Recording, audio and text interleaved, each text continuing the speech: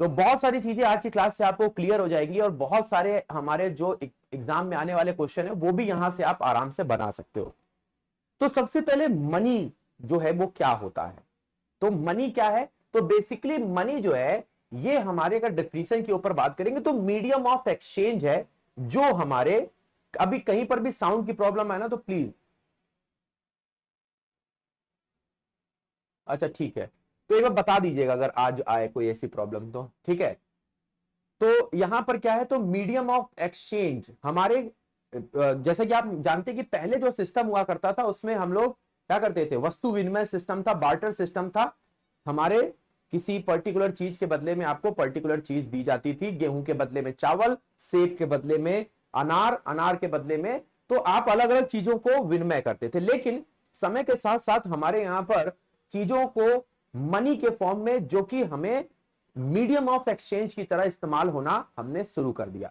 यहां पर इसको एज ए पेमेंट की तरीके हम एक्सेप्ट करते हैं और इसके बदले में हमको हमारी जितनी भी गुड्स एंड सर्विसेज हैं वो अवेल कराई जाती हैं, जितनी भी गुड्स एंड सर्विसेज हैं वो अवेल कराई जाती हैं, किसके बदले में, हमारे मनी के बदले में। तो सिंपल ये मीडियम ऑफ एक्सचेंज है, हम इसको देंगे और ये हमारे हमारे हमको गुड्स एंड सर्विसेज प्रोवाइड कराएगी, है ना। तो इसकी जो हमारे यहां पर अगर आप देखेंगे तो बहुत इंपॉर्टेंट रोल होता है। सबसे पहले हमने अगर देखेंगे तो मनी का जो एवोल्यूशन है, उत्पत्ति है, वो कैसे हुई, तो सबसे पहले हमारे यहां पर कॉमोडिटी मनी था। मतलब भाई आपके पास अगर कोई सामान है तो उसके बदले आप दूसरा सामान ले सकते हो, जिसको हम लोग बार्टर सिस्टम बोलते हैं। फिर उसके बाद से राजा महाराजा आए और उन्होंने हमारे यहाँ पर जो मेटल के क्वाइंस हैं उनको चलाना शुरू कर दिया। मेटल्स के क्वाइन जैसे कि सबसे पहले हमारे जो है वो लेड के सिक्के चलाए गए, फिर उसके बाद से गोल्ड के, सिल्वर के अलग अलग क्वाइंस चलाए जाने लगे। फिर उसके बाद से इनको बनाना और हमें मिंट करना बड़ा कठिन हुआ करता था, तो हमारे यहाँ पर पेपर करेंसी आ गई, टोकन करेंसी आ गई, है ना, जिसकी जगह पर आप देखेंगे अब हम लोग पेपर लेके घूमते थे, है ना, पेपर दिया काम हो गया। अब इसकी जगह पर अगर देखेंगे तो अब हम लोग आ चुके हैं क्रिप्टो करेंसी में। क्रिप्टो करेंसी क्या होती है, जो आभासी करेंसी होती है, हमने वो करेंसी वर्चुअली दिखाई नहीं दे रही है, हमने बस उसको पेमेंट कर दिया, उसके अकाउंट में चला गया और हमने उससे गुड्स एंड सर्विसेज अवेल कर ली। तो इस तरीके से मनी क्या है, तो सिंपल मीडियम ऑफ एक्सचेंज है, ये हमारे वस्तुओं के विनिमय के बदले हम पे करते हैं, किसी वस्तु का उपभोग करने के लिए हम मनी को पे करते हैं। अब मनी के बारे में अगर हम देखेंगे तो मनी हमारे कितनी तरीके से हमारे पेमेंट होती है, आपने यहां पर देखा। लेकिन आजकल जो सबसे ज्यादा जो हमारे इस्तेमाल हो रहा है वो इलेक्ट्रॉनिक या डिजिटल पेमेंट सिस्टम है ना। तो इलेक्ट्रॉनिक या डिजिटल पेमेंट सिस्टम क्या कहलाता है, जिसमें हम लोग ऑनलाइन मोड के थ्रू पेमेंट करते हैं, डिजिटल मोड के थ्रू पेमेंट करते हैं। या तो आप अपने डेबिट कार्ड के थ्रू पेमेंट कर दे, क्रेडिट कार्ड के थ्रू पेमेंट कर दे, या जो है वो आप यूपीआई के थ्रू पेमेंट कर दे। इसमें हार्ड कैश की कोई आवश्यकता नहीं होती है ना। ये इसको हम लोग ई पेमेंट भी बोलते हैं, इलेक्ट्रॉनिक पेमेंट भी बोलते हैं। हमारे यहाँ पर कई सारे ऐसे सॉफ्टवेयर है जो ई पेमेंट में हमारी मदद करते हैं, जैसे कि आप यहाँ पर देख पा रहे होंगे, हमने यहाँ पर आपको बोला कि क्रेडिट कार्ड के थ्रू, डेबिट कार्ड के थ्रू, यूपीआई के थ्रू हम पे कर सकते हैं। लेकिन हमारे यहाँ पर जो कोर बैंकिंग सोल्यूशन है, जिसको हम लोग सीबीएस बोलते हैं, जैसे कि पहले क्या होता था, मुझे किसी के अकाउंट में पैसा डालना होता था। सपोज करो मेरे भाई के अकाउंट में मेरे फादर को पैसा डालना है, वो पढ़ाई कर रहा है, तो क्या करते थे, उनका अकाउंट जो है वो पंजाब नेशनल बैंक में और मेरे भाई का अकाउंट जो है वो बैंक ऑफ इंडिया में। तो क्या करेंगे, वो पंजाब नेशनल बैंक में जाएंगे, वहां पर लाइन लगाएंगे और लाइन लगाने के बाद अपने अकाउंट से डिपॉजिट जो भी उन्होंने किया होगा उसको विड्रॉल करेंगे और फिर बैंक ऑफ इंडिया में जाएंगे और फिर उसके बाद से क्या कर देंगे, ये हमारे वहां पर जाकर के हमारे डिपॉजिट कर देंगे। तो ये तरीका जो था ट्रेडिशनल था। लेकिन बैंक्स ने भी यहां पर कोर बैंकिंग सिस्टम को डेवलप किया और ये जो हमारा इतना बड़ा तरीका था, इसको उन्होंने रिप्लेस कर दिया ऑनलाइन ट्रांजिशंस के थ्रू। ऑनलाइन ट्रांजिशंस के थ्रू उन्होंने रिप्लेस कर दिया, जिसको आगे मैं आपको और डिटेल में बताने वाला हूं, ठीक है। तो सबसे पहले अगर हम यहां पर बात करेंगे, हमारे यहां पर जो पेमेंट के सिस्टम है, मतलब हमारे ऑनलाइन ट्रांजिशन के जो सिस्टम है वो सबसे पहले कहां से डेवलप होते हैं, तो सबसे पहले हमारे यहां पे जो ऑनलाइन डिजिटली पेमेंट का जो सिस्टम डेवलप हुआ उसका नाम क्या था, तो वो था हमारा NEFT। NEFT फुल फॉर्म क्या होता है इसका? अगर हमसे यहां पे इसका फुल फॉर्म पूछा गया तो हम क्या बोलेंगे? National electronic fund transfer. National, NA से क्या होगा? नेशनल, है ना, ई से क्या होगा? इलेक्ट्रॉनिक, एफ से क्या होगा? फंड, टी से क्या होगा? ट्रांसफर। तो सबसे पहले हमारे यहां पर आया एनईएफटी। अब दोस्तों एनईएफटी जो है ये हमारे क्या सुविधा देता था? एक बैंक अकाउंट से दूसरे बैंक अकाउंट में, one bank to another bank account में ट्रांसफर करने की सुविधा। दोस्तों यहां पे अगर हम लोग देखेंगे तो हमको यहां पर अगर किसी के अकाउंट में पैसा डालना है तो उसके पास हमारा बैंक अकाउंट डिटेल होना चाहिए उसका बैंक अकाउंट डिटेल होना चाहिए। और ये जो है हमारे 24 घंटे, इसका भी ट्रांसफर होने में डिले हो सकता है। मतलब यहां पर बैंक बोलता है 24 आवर जो बैंकिंग होते हैं, बैंकिंग आवर्स में ये पैसा ट्रांसफर होगा। मतलब यहां पर डिले होने की संभावना हो सकती है क्योंकि बैंक कमिट करते हैं कि हम 24 बैंकिंग आवर्स में ये पैसा आपका उसके अंदर ट्रांसफर हो जाएगा। अब यहां पर बात आती है सर जब एनईएफटी चालू किया गया तो इसकी लिमिट क्या रखी गई? भाई सर इसकी लिमिट क्या है? हम इसकी लिमिट क्या सेट करेंगे? तो इसकी लिमिट होती है हमारे जीरो, मतलब आप यहां पर नो मिनिमम लिमिट लिखेंगे तो ज्यादा अच्छा है। नो मिनिमम लिमिट से ये स्टार्ट होता है और उसके बाद से इसकी मैक्सिमम लिमिट भी कोई नहीं है। No maximum limit. कई लोग 2 लाख रुपए बताते लेकिन कोई भी मैक्सिमम लिमिट यहां पर इसकी नहीं है। मतलब no minimum no maximum limit. लेकिन आपको याद रखना है ये 24 आवर के अंदर ही आपके अकाउंट में ट्रांसफर होगा। दूसरा हमारा यहां पे अगर देखा जाए तो दूसरा हमारा इसमें जो खासियत है, ये हमें क्या क्या चीज चाहिए? तो हमें सबसे पहले जो भी हमारा जिसके अकाउंट में हमें पैसा ट्रांसफर करना है उसका नाम चाहिए। नाम के साथ में उसका हमें बैंक अकाउंट नंबर चाहिए। बैंक अकाउंट नंबर के साथ साथ हमको क्या चाहिए? IFSC कोड, मतलब Indian financial system code. IFSC का फुल फॉर्म क्या होता है? Indian financial system code. Indian financial system code, ये IFSC का फुल फॉर्म होता है।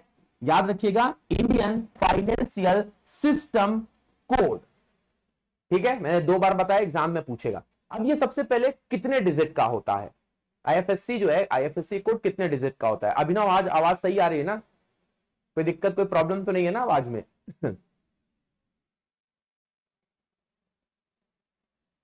तो सबसे पहले मैंने पूछा IFSC कोड कितने डिजिट का होता है। देखिए सबसे पहले जो IFSC कोड है, जैसे कि मान लीजिए किसी का एक स्टेट बैंक ऑफ इंडिया में उसका IFSC कोड कुछ ऐसे हो सकता है।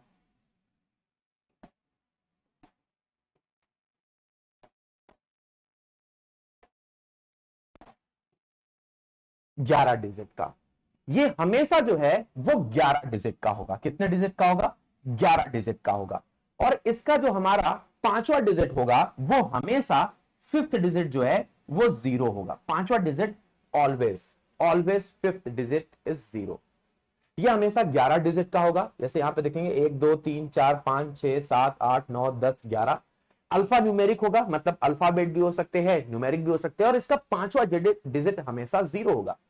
पहले इसके 3 डिजिट बैंक का नाम बता रहे होंगे, इसका जो बाद वाला डिजिट है वो ब्रांच का नाम बता रहा होगा, है ना, कि कौन से हमारे सिटी में है ना, वहां पर सिटी का नाम बता रहा होगा बेसिकली। जैसे नागपुर यहां पे लिखा हुआ है। और फिर जो अंतिम है ये ब्रांच का कोड बता रहे होंगे। अंतिम जो है वो ब्रांच का कोड बता रहे होंगे। तो इस तरीके से जो IFSC कोड है वो हमारा 11 डिजिट का होता है। तो ये जो हमारा सबसे पहला जो हमारा ऑनलाइन जो बैंक्स के थ्रू किया जाता था वो NEFT था। फिर धीरे धीरे इसको ऑनलाइन बैंकिंग में भी आप NEFT का ऑप्शन देख पा रहे थे। लेकिन यहां पर ये जो प्रॉब्लम है ये बहुत सारे लोगों को, मतलब बैंक को भी चाहते थे कि इसको थोड़ा सा और रियल टाइम में किया जाए। वो लेकर के आ जाते हैं क्या? वो लेकर के आ जाते हैं हमारे रियल टाइम ग्रॉस सेटलमेंट, जिसको आप यहां पर बोलते हैं RTGS। किस नाम जानते हैं? RTGS। Real time gross settlement. तो NEFT को हमारे थोड़ा सा इसकी जो एक्सपीरियंस था इसको बेहतर करने के लिए ये आया, जिसमें R का मतलब होता है रियल, T का मतलब होता है टाइम, G का मतलब होता है ग्रॉस, S का मतलब होता है settlement. Real time gross settlement. ठीक है, तो ये इसमें और हमारे एनईएफटी में क्या डिफरेंस था? तो सबसे पहले जो आरटीजीएस है, इसमें हमारा जो मिनिमम हमारा जो टाइम था, मैक्सिमम टाइम जो 24 घंटे लग रहा था, उसको 2 घंटे कर दिया गया। मतलब आपका जो पैसा है वो विद इन 2 आवर्स में ट्रांसफर हो जाएगा। ये हमारे आरबीआई ने बोला कि आप अगर आरटीजीएस करते तो 2 घंटे बैंकिंग के मैक्सिमम है, उसके अंदर ही आपका पैसा सामने वाले की पार्टी में ट्रांसफर हो जाएगा। तरीका सेम था, आपके पास नाम होना चाहिए, अकाउंट नंबर होना चाहिए, एफएससी कोड होना चाहिए, आप यहां पे ट्रांसफर कर सकते हैं।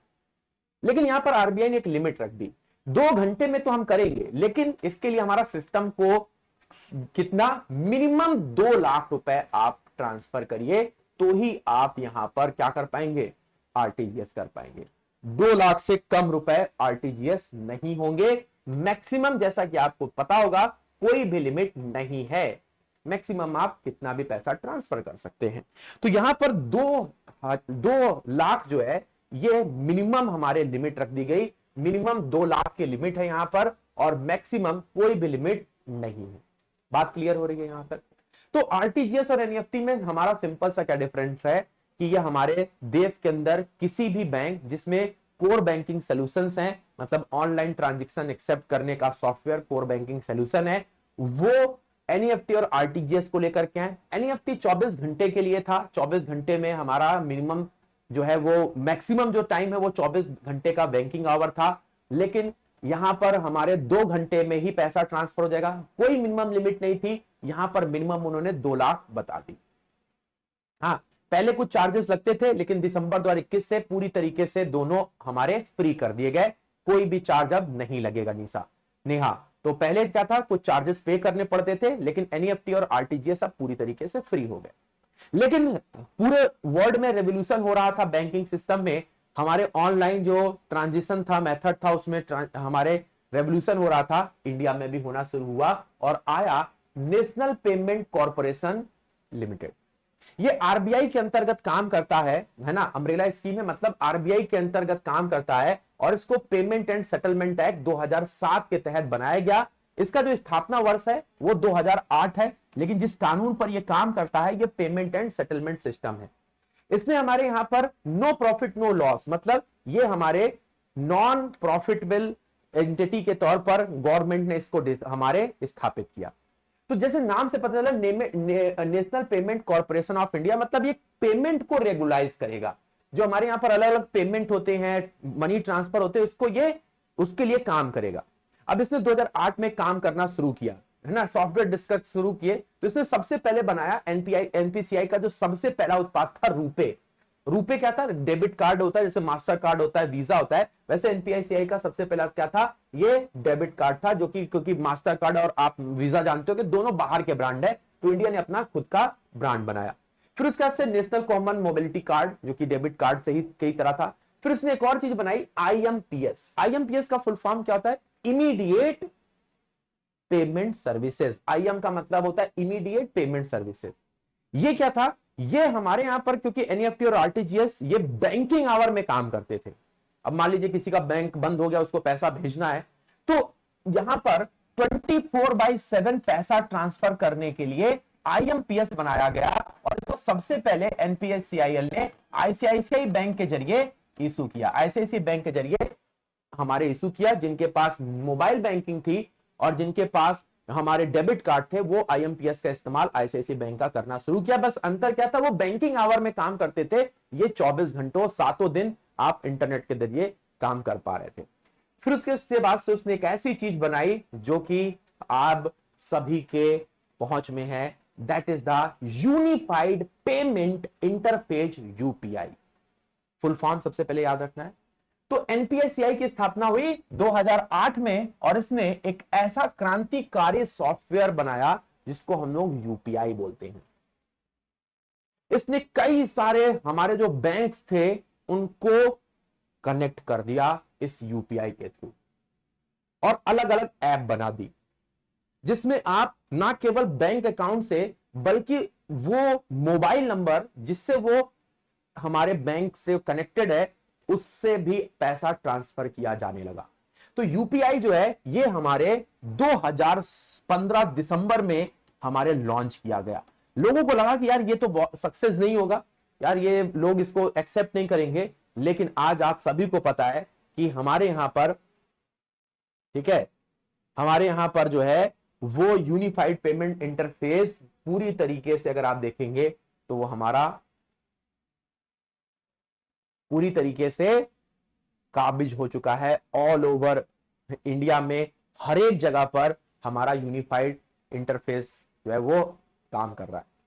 तो दिसंबर 2015 में जो है एनपीसीआई ने यूनिफाइड पेमेंट इंटरफेस जो है इसको लॉन्च किए, और इस तरीके से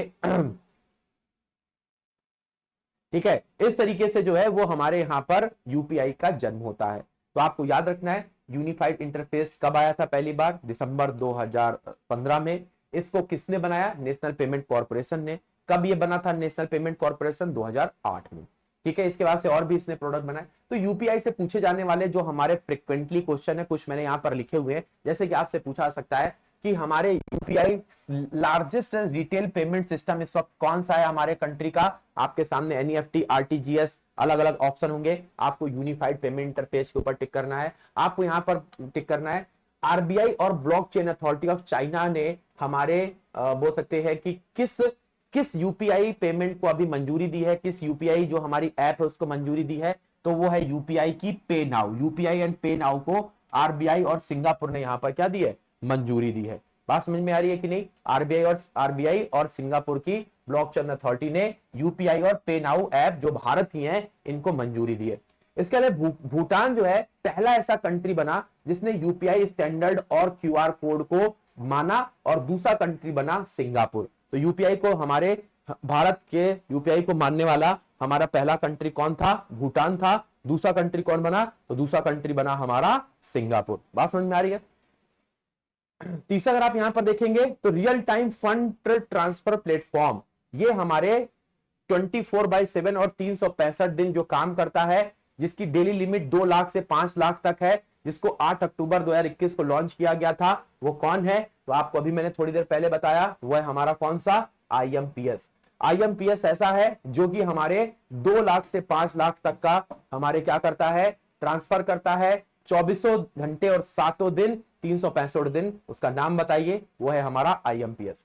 नेक्स्ट क्वेश्चन हमसे पूछा सकता है कि अगस्त 2021 में आरयूपीआई लॉन्च किया गया, that does not require bank account और internet connection, first use for the कोविड-19 वैक्सीन। ये हमारा ERUPI था, जो आपको याद रखना है ना, जिसमें हमारे इंटरनेट कनेक्शन के बिना और बैंक अकाउंट के बिना भी पैसा ट्रांसफर किया जा रहा था। ठीक है, याद रखिएगा।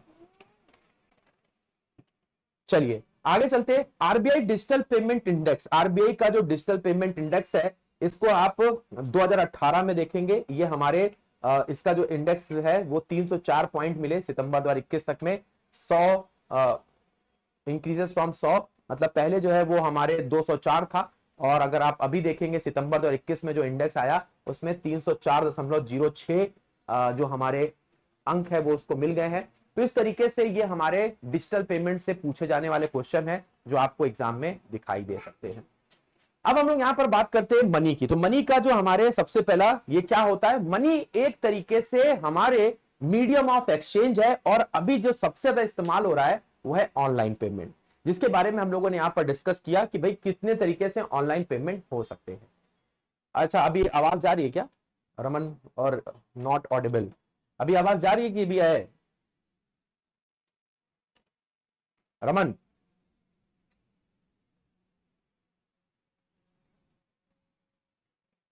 रीचा बोले सर वॉइस आ रही है, ठीक है ना, कोई दिक्कत नहीं है ना, बीच में ब्रेक हुई थी क्या? ना वो ओके। चलिए, तो अब हम यहां पर देखते हैं कि हमारे जो जब भी दिक्कत हो एक बार मुझे बता देना। हमारे यहां पर जो मनी है वो कितने प्रकार की होती है। सबसे पहले हम लोग M1 किसको बोलते हैं, M1। तो M1 का मतलब होता है जो करेंसी नोट्स और क्वाइन हमारे पब्लिक के पास में है, प्लस जो पैसा हमने डिमांड डिपॉजिट के रूप में कॉमर्शियल बैंक में जमा कर रखा है। मतलब मैंने क्या बोला, जो भी पैसा हमारे करेंसी नोट्स और क्वाइन के फॉर्म में पब्लिक के पास में है, और दूसरा जो पैसा डिमांड डिपॉजिट के रूप में कॉमर्शियल बैंक्स में जमा है।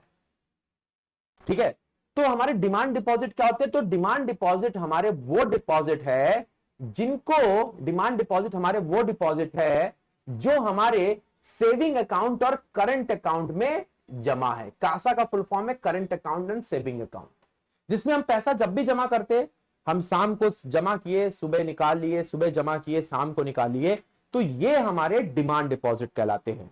जब भी हम डिमांड करेंगे तब ये पैसा हमारा हमको वापस मिल जाएगा। तो ये सबसे ज्यादा लिक्विड होता है। लिक्विडिटी का मतलब होता है जो हमारा पैसा ज्यादा फ्लो करता है। M1 हमारे सबसे ज्यादा लिक्विडिटी का नेचर होता है, क्योंकि आप देख रहे हो करेंसी है, हम बाहर गए, हमको कुछ जो है खाने का मन किया, हमने वो खा लिया, पैसा दिया, है ना, फिर वो पैसा जो है आगे बढ़ा, तो ये सबसे ज्यादा इसका लिक्विड नेचर होता है M1 का। दूसरा M2 है। M2 में M1 तो है ही, जो पैसा हमारे पब्लिक के पास है और जो पैसा हमारे सेविंग अकाउंट और करंट अकाउंट में जमा है, plus saving deposit with the post office, जो पैसा हमने saving account of post office रखा हुआ है वो इसमें इंक्लूड कर दिया जाए। बात समझ में आ रही कि नहीं? मतलब जो पैसा पब्लिक के पास में और जो पैसा हमारे सेविंग और करंट अकाउंट में कॉमर्शियल बैंक में प्लस पोस्ट ऑफिस का पैसा ऐड कर दिया जाए। तीसरा M3 की बात करेंगे। M3 जो है इसमें हमने M1 plus net time deposit, क्या यहां पे हमारे M1 तो है ही, साथ नेट टाइम डिपॉजिट। अब यहां पे टाइम डिपॉजिट क्या होता है? टाइम डिपॉजिट होता है fixed deposit and term deposit. सभी को पता है ना, fixed account and term account. मतलब इसमें हम लोग एक निश्चित समय के लिए बोल देते हैं कि भैया देखिए राफा होता है, सॉरी। तो यहां पर फिक्स्ड डिपॉजिट का मतलब ये होता है कि हमने एक साथ 5 लाख रुपए जमा किए और बोले कि अब हम जो है 5 साल के बाद निकालेंगे, मतलब 5 साल तक ये हमारा पैसा फिक्स रहेगा। 5 साल के पहले हम इस पैसे को निकालेंगे तो हम अपने कॉन्ट्रैक्ट को ब्रेक करेंगे। ऐसा नहीं हमने निकाल नहीं सकते, बट हम उस कॉन्ट्रैक्ट को ब्रेक करेंगे। तो यहां पर सिंपल सा क्या है, यहां पर हमारे नेट टाइम डिपॉजिट में क्या आता है, जो पैसा हमारे एफडी में, एफडी तो आप लोग समझ ही गए होंगे कि एक निश्चित अमाउंट है और उसको मुझे सर्टेन टाइम के लिए क्या करना है, सर्टेन टाइम के लिए डिपॉजिट करना है। तो यहां पर मैंने क्या बोला कि जो भी पैसा हमारा फिक्स डिपॉजिट का मतलब मैं टर्म डिपॉजिट बता रहा हूं, जो भी पैसा मैंने क्या किया, जो भी पैसा मैंने बैंक अकाउंट में एक सर्टेन टाइम के लिए जमा किया है ना, एक सर्टेन अमाउंट है, तो उसको मैं फिक्स डिपॉजिट बोलता हूं। जबकि जो हमारा रिकरिंग डिपॉजिट होता है, ये क्या होता है, इसमें मैं थोड़ा थोड़ा पैसा हर महीने जमा कर रहा हूं, लेकिन यहां पर भी मैंने बोल रखा है कि मैं ये पैसा सर्टेन टाइम के बाद ही निकालूंगा। मतलब मैंने बोल दिया 5 साल तक मैं हर महीने 5-5 हजार रुपए जमा कर रहा हूं और मैं इसको 5 साल के बाद ही निकालूंगा, हर 5 साल के बाद ही निकालूंगा और हर महीने में क्या कर रहा हूं, ये पैसा जमा कर रहा हूं, ठीक है, और इसको मैं 5 साल के बाद ही निकालूंगा। यहां पर क्या है, यहां पर एक सर्टेन अमाउंट मैंने जमा कर दिया है, यहां पर क्या है, मैंने अलग अलग महीने में पैसा जमा किया, लेकिन दोनों में समानता क्या है कि दोनों में मैंने अमाउंट बाद में निकालने का कमिटमेंट किया हुआ है। मैं कभी भी नहीं निकाल सकता हूं, जो मैंने टाइम बोला है 2 साल, 5 साल, 4 साल, उसी टाइम में मैं निकालूंगा। तो यहां पर M3 क्या बोला है, जो भी पैसा पब्लिक के पास में है, जो भी पैसा हमारे कहां पर है, हमारे सेविंग और करंट अकाउंट में है, प्लस जो भी पैसा हमने टाइम डिपॉजिट में जमा किया है, एफडी और आरडी कर रखी है, उसको M3 बोलेंगे। ये इन दोनों के रिस्पेक्ट में कम हमारे क्या होगा, कम लिक्विड होगा, कम इसको हम लिक्विडिटी की तरफ बोलेंगे, क्योंकि इसमें हमने पैसा ज्यादा समय के लिए जमा कर रखा है। तीसरा क्या आता है M3, M4 क्या होगा, M3 जो है plus total deposit in post office. हमने जो पैसा पोस्ट ऑफिस में सेविंग अकाउंट के साथ साथ कई सारे हमने पोस्ट ऑफिस में हमारे प्रमाण पत्र होते हैं, जैसे कि नेशनल सेविंग सर्टिफिकेट, किसान विकास प्रमाण पत्र, ये भी हमने जमा कर रखे होते हैं। तो ये भी डिपॉजिट को अगर ऐड कर दिया जाए M3 में, तो ये हमारा बन जाता है M4। तो दोस्तों अगर हम यहां पर देखेंगे तो हमारा सबसे पहले तो मैं डिपॉजिट आपको समझाना चाहूंगा ताकि ये आपको और अच्छे समझ में आ जाए। तो डिपॉजिट हमारे 2 तरीके के होते हैं, एक होता है डिमांड डिपॉजिट। डिमांड का मतलब होता है जब भी हम पैसा चाहेंगे हम पैसा ये ले सकते हैं। इसमें करंट अकाउंट और सेविंग अकाउंट होता है। करंट अकाउंट जो है वो हमारे बिजनेस पर्सन के लोग खोलते हैं, जिसमें पैसा निकालने की कोई लिमिट नहीं होती है। सेविंग अकाउंट हमारे आम लोग खोलते हैं, जिसमें आप अगर समय से ज्यादा पैसा निकालेंगे तो आपको चार्जेस पे करने पड़ते हैं। समय से ज्यादा ट्रांजिशन करेंगे तो आपको चार्जेस पे करने पड़ेंगे। लेकिन ये आपके डिमांड पर डिपेंड करता है ये डिपॉजिट। दूसरा डिपॉजिट होता है टर्म डिपॉजिट। टर्म डिपॉजिट जो है ये भी हमारे दो तरीके का होता है, एक होता है हमारा एफडी और दूसरा होता है आरडी। तो एफडी जो है इसमें हमने एक फिक्स्ड इनकम को 5 लाख, 10 लाख, 25,000, 20,000 हमने एक सर्टेन टाइम के लिए जमा कर दिया। एक साल से लेकर, एक साल भी हो सकता है और 10 साल भी हो सकता है। तो हमने सर्टेन टाइम के लिए अगर जमा कर दिया तो उसको हम फिक्स्ड डिपॉजिट बोलते हैं।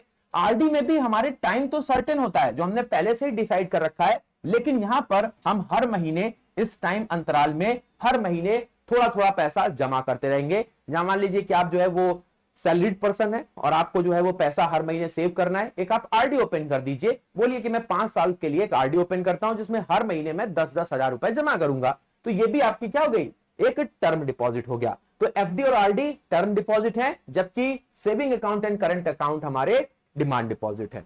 यहां तक किसी के मन में कोई डाउट है तो पूछिए, नहीं तो आगे चलते। और मुझे ये भी बता दीजिएगा आवाज अभी सही आ रही है ना, बोलो भाई आवाज सही आ रही है ना?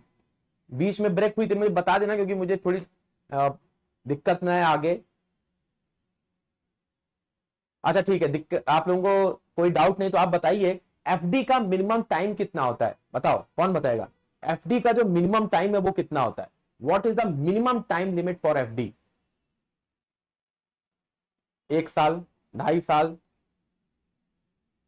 3 साल, 6 महीने?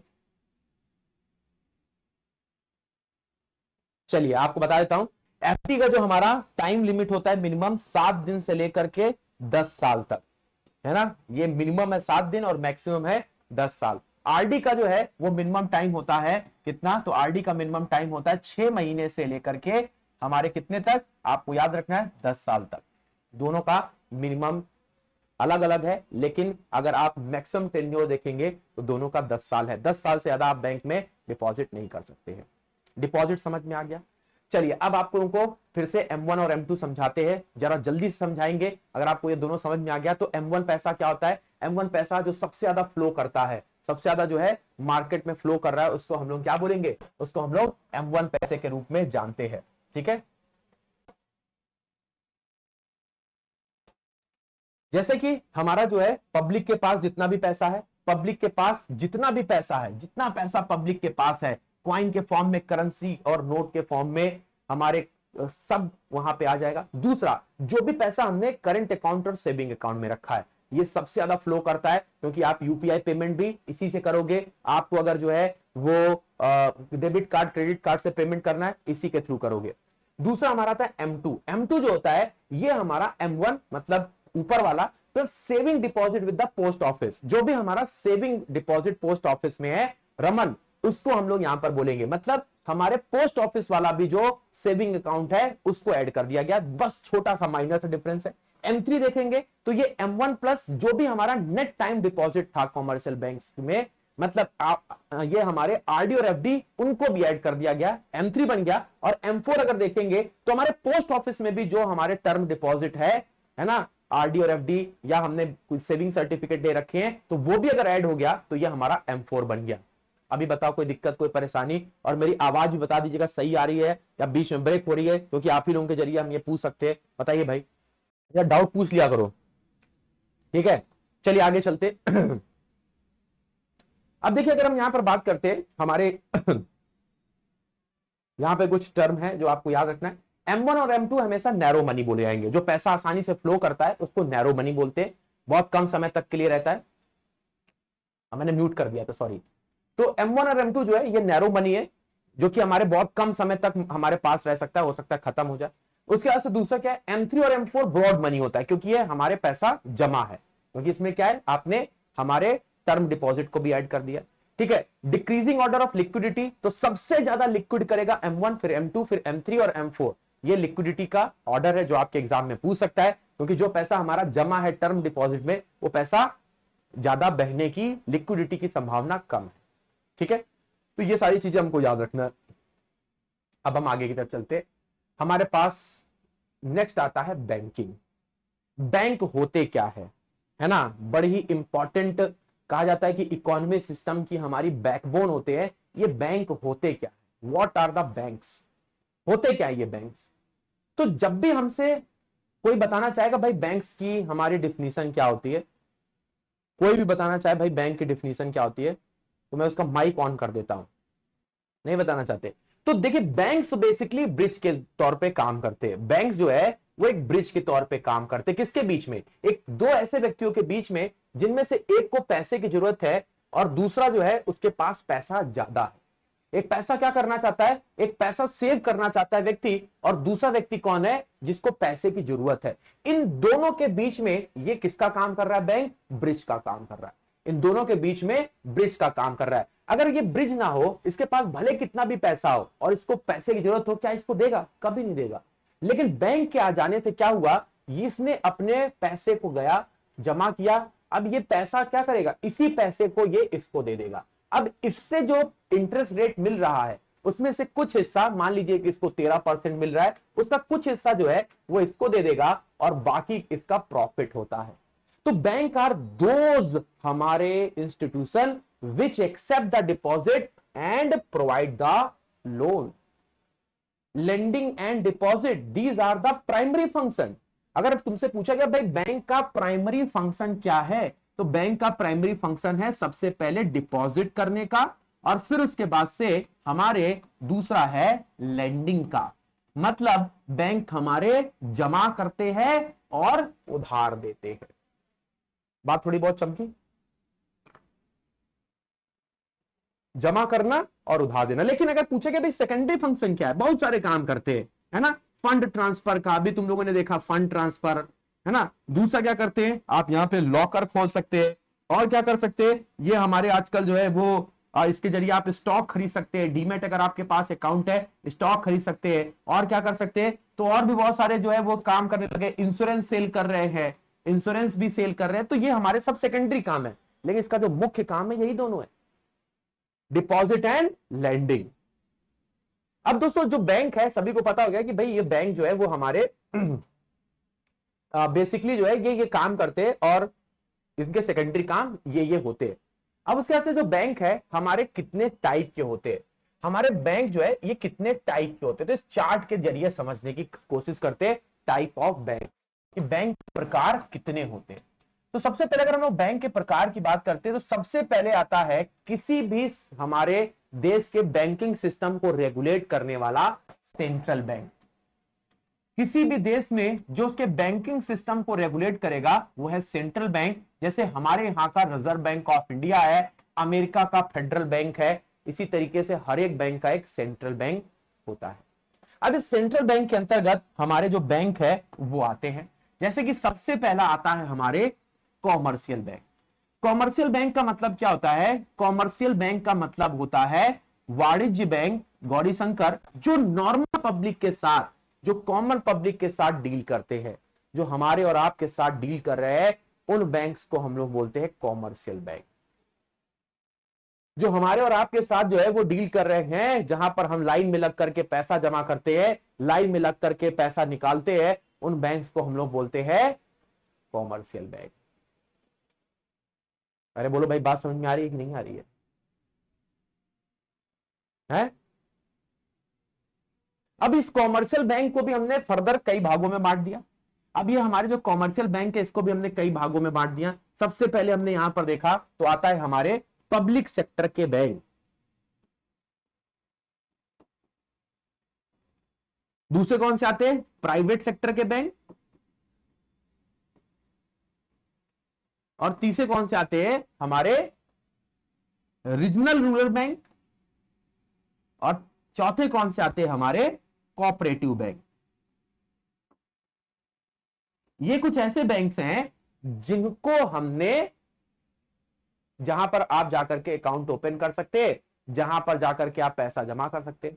अब पब्लिक सेक्टर बैंक में आप देखेंगे तो हमारे जो है वो कितने पब्लिक सेक्टर बैंक है, बताइए भैया, कौन बताएगा पब्लिक सेक्टर बैंक्स कितने हैं इस वक्त इंडिया में? How many public sector bank in India? बताइए। 12 12 पहले 34 रीचा तो बोल लेंगे। तो भैया हमारे यहाँ पर जो पब्लिक सेक्टर के बैंक हैं उनकी संख्या है 12। तो 12 हो चुके, पहले कई सारे थे, 18 19 थे, लेकिन अभी इनकी संख्या हो चुकी है 12। 12 हमारे टोटल जो है वो पब्लिक सेक्टर के बैंक है। पहले इनकी संख्या 19 हुआ करती थी, लेकिन अभी मर्जर हुआ जिसकी वजह से ये संख्या हो गई 12। अब हमारे एग्जाम में क्वेश्चन पूछा गया था पूरे इंडिया का सबसे बड़ा पब्लिक सेक्टर का बैंक कौन सा है, तो स्टेट बैंक ऑफ इंडिया, उसके बारे में हम लोग अभी बात करेंगे। तो ऐसे ही हमारे बोल सकते हैं कि यूनियन बैंक हो गया, है ना, पंजाब नेशनल बैंक हो गया, है ना, बैंक ऑफ महाराष्ट्र हो गया, वैसे हमारे कई सारे जो है वो हमारे जो है वो आपको दिखाई देंगे।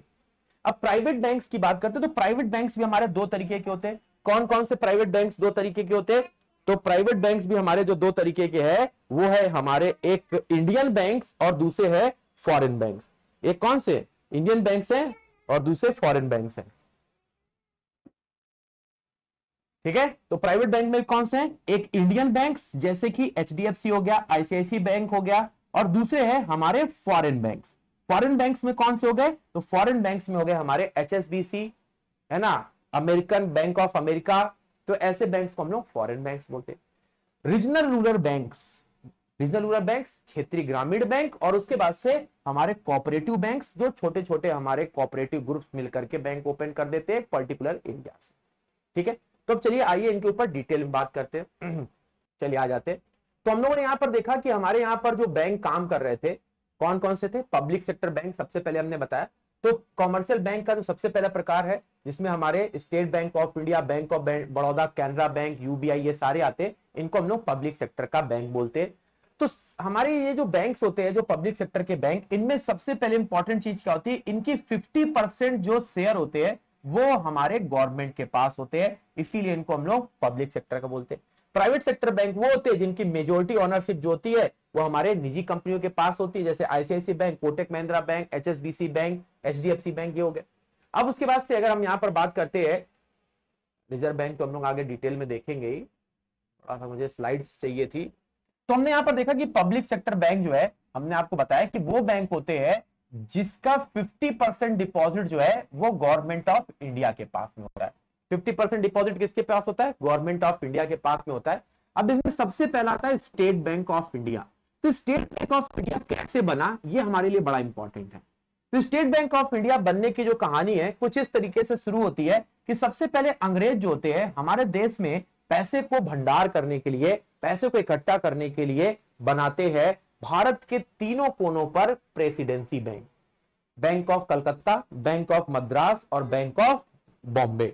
ये तीन बैंक जो है वो हमारे बनाए जाते हैं। कौन कौन से? Bank of Kolkata, bank of Madras और बैंक ऑफ बॉम्बे। अब ये तो तीनों प्रेसिडेंसीज काम कर रहे होते हैं, ईस्ट इंडिया कंपनी में मर्जर होता है, और हमारे ये तीनों बैंक को मर्ज करके 1921 में एक और बैंक बनाया जाता है जो ये तीनों प्रेसिडेंसीज बैंक को मिलाकर बनाया जाता है, जिसको हम लोग बोलते हैं imperial bank of India. Imperial bank of India ये कब बना था? तो याद रखिएगा, इंपीरियल बैंक ऑफ इंडिया 1921 से बना, और ये हमारे ब्रिटिश गवर्नमेंट का बैंक था जो इंडिया में काम कर रहा था।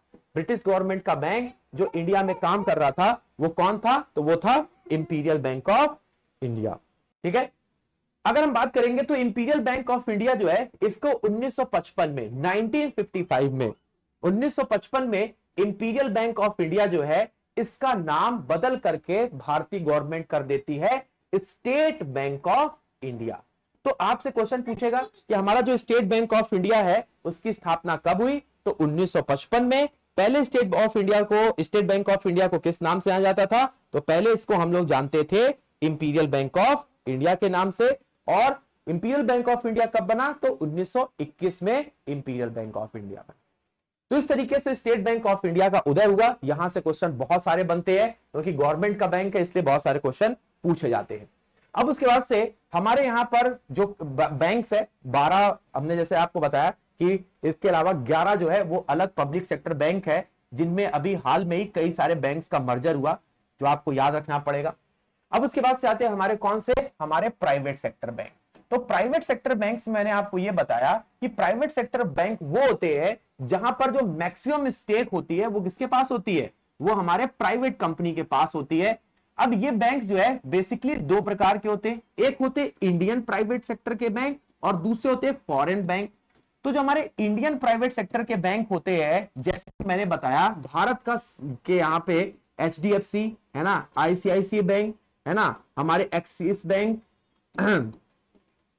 कोटक महिंद्रा बैंक, ये सारे के सारे हमारे भारतीय प्राइवेट सेक्टर के बैंक है जो इंडिया में काम कर रहे हैं। अब फॉरेन बैंक कौन कौन से होते हैं? तो फॉरेन बैंक जो कि हमारे जिनका हेडक्वार्टर फॉरेन में है, लेकिन ये भी हमारे किस श्रेणी में आते हैं? ये हमारे प्राइवेट श्रेणी में आते हैं। जैसे कि एचएसबीसी बैंक, हांगकांग, संघाई, ये सबसे पहला हमारे यहाँ पे फॉरेन बैंक आया था, एचएसबीसी बैंक। दूसरा अगर हम लोग यहाँ पर देखेंगे तो कौन सा आता है? तो आप यहाँ पर देखेंगे सिटी बैंक था, है ना। तीसरा कौन सा आता है? तो तीसरा हमारा आता है अमेरिकन एक्सप्रेस या बैंक ऑफ अमेरिका। तो ये सारे बैंक जो है वो हमारे यहां पर, जैसे कि जेपी मॉर्गन, ये सब भी बैंक हैं जो कि हमारे फॉरेन बैंक्स की कैटेगरी में लाई करते हैं। ठीक है, तो ये हमारे प्राइवेट बैंक और पब्लिक सेक्टर बैंक में बेसिक डिफरेंस होता है जो आपको याद रखना है। ठीक है, अब हम आगे इधर चलते हैं और आगे हमारे पास आता है रीजनल रूरल बैंक्स, आरआरबीज। तो रीजनल रूरल बैंक्स जो है ये हमारे कैसे बने और कैसे काम करते हैं, इनके ऊपर हम जरा देखते हैं, पीछे की तरफ जाना पड़ेगा। रीजनल रूरल बैंक, तो सबसे पहले रीजनल रूरल बैंक जो है 1976 एक्ट के तहत बनाए गए और इनका जो पहला बैंक है वो 2 अक्टूबर 1975 को खोला गया, जिसका नाम था प्रथमा बैंक। प्रथमा बैंक जो है ये सबसे पहला बैंक था जो कि मुरादाबाद में खोला गया, पूरे इंडिया का ये भारत का पहला ग्रामीण बैंक था, 2 अक्टूबर 1975 में खोला गया। इस बैंक की स्थापना एम नरसिम्हन कमेटी के रिकमेंडेशन पर हुई। एम नरसिम्हन कमेटी की रिकमेंडेशन पर जो है इस बैंक की स्थापना होती है।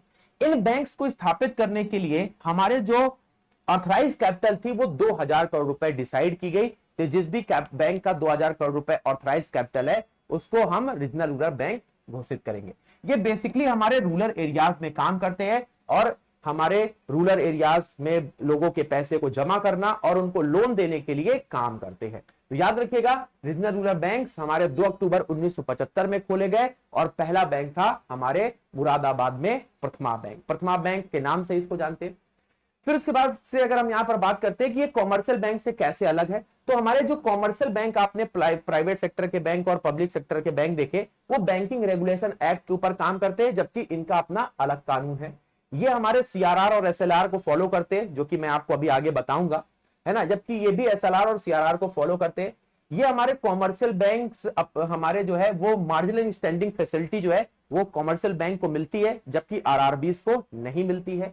ये हमारे जो 40% लोग हैं ये प्राइमरी सेक्टर लैंडिंग में देंगे, जबकि ये 75% लोन हमारे प्राइमरी सेक्टर लैंडिंग में देंगे, है ना। ये 40% वहां पे 75% है। ये जो है हमारे ऑल ओवर इंडिया में होंगे, ये हमारे कुछ डिस्ट्रिक्ट में होंगे। जैसे कि अगर हमारा कोई भी ग्रामीण बैंक है उस पर्टिकुलर एरिया में होगा, ये हमारे कुछ डिस्ट्रिक्ट में होंगे। यहां पर जो हमारे शेयर होल्डिंग्स होगी, यहां पर जो पैसे का डिस्ट्रीब्यूशन है 50% हमारे गवर्नमेंट सेंट्रल गवर्नमेंट के पास होगा, 15% स्टेट गवर्नमेंट के पास होगा और 35% कोई स्पॉन्सर बैंक इनको पैसा दे रहा होगा। तो ये बेसिक डिफरेंस होता है हमारे आरआरबीज में और कॉमर्शियल बैंक में, जो यहां पर आप देख पा रहे हैं। क्लियर है? तो बेसिक डिफरेंस यही है। और ये जो आरआरबीज हैं ये हमारे 2 अक्टूबर को खोले गए थे। तो इस तरीके से हमने देखा कि ये हमारे आरआरबीज होते। अब उसके बाद से हमारे यहां पर समय के साथ साथ लोगों की पहुंच में बैंक को लाने के लिए 2013-14 में 2 ऐसे बैंक्स को खोला गया जो आसानी से आपको हर जगह मिल जाए, जो आसानी से जो है वो आपको हर जगह मिल जाए। 2 ऐसे बैंक्स को यहां पर ओपन किया गया और एक बैंक था उनमें से पेमेंट बैंक और दूसरा था स्मॉल फाइनेंस बैंक। एक कौन सा था? पेमेंट बैंक का था और दूसरा था स्मॉल फाइनेंस बैंक। आवाज आ रही ना सबको? आवाज में कोई ब्रेक तो नहीं हो रहा है?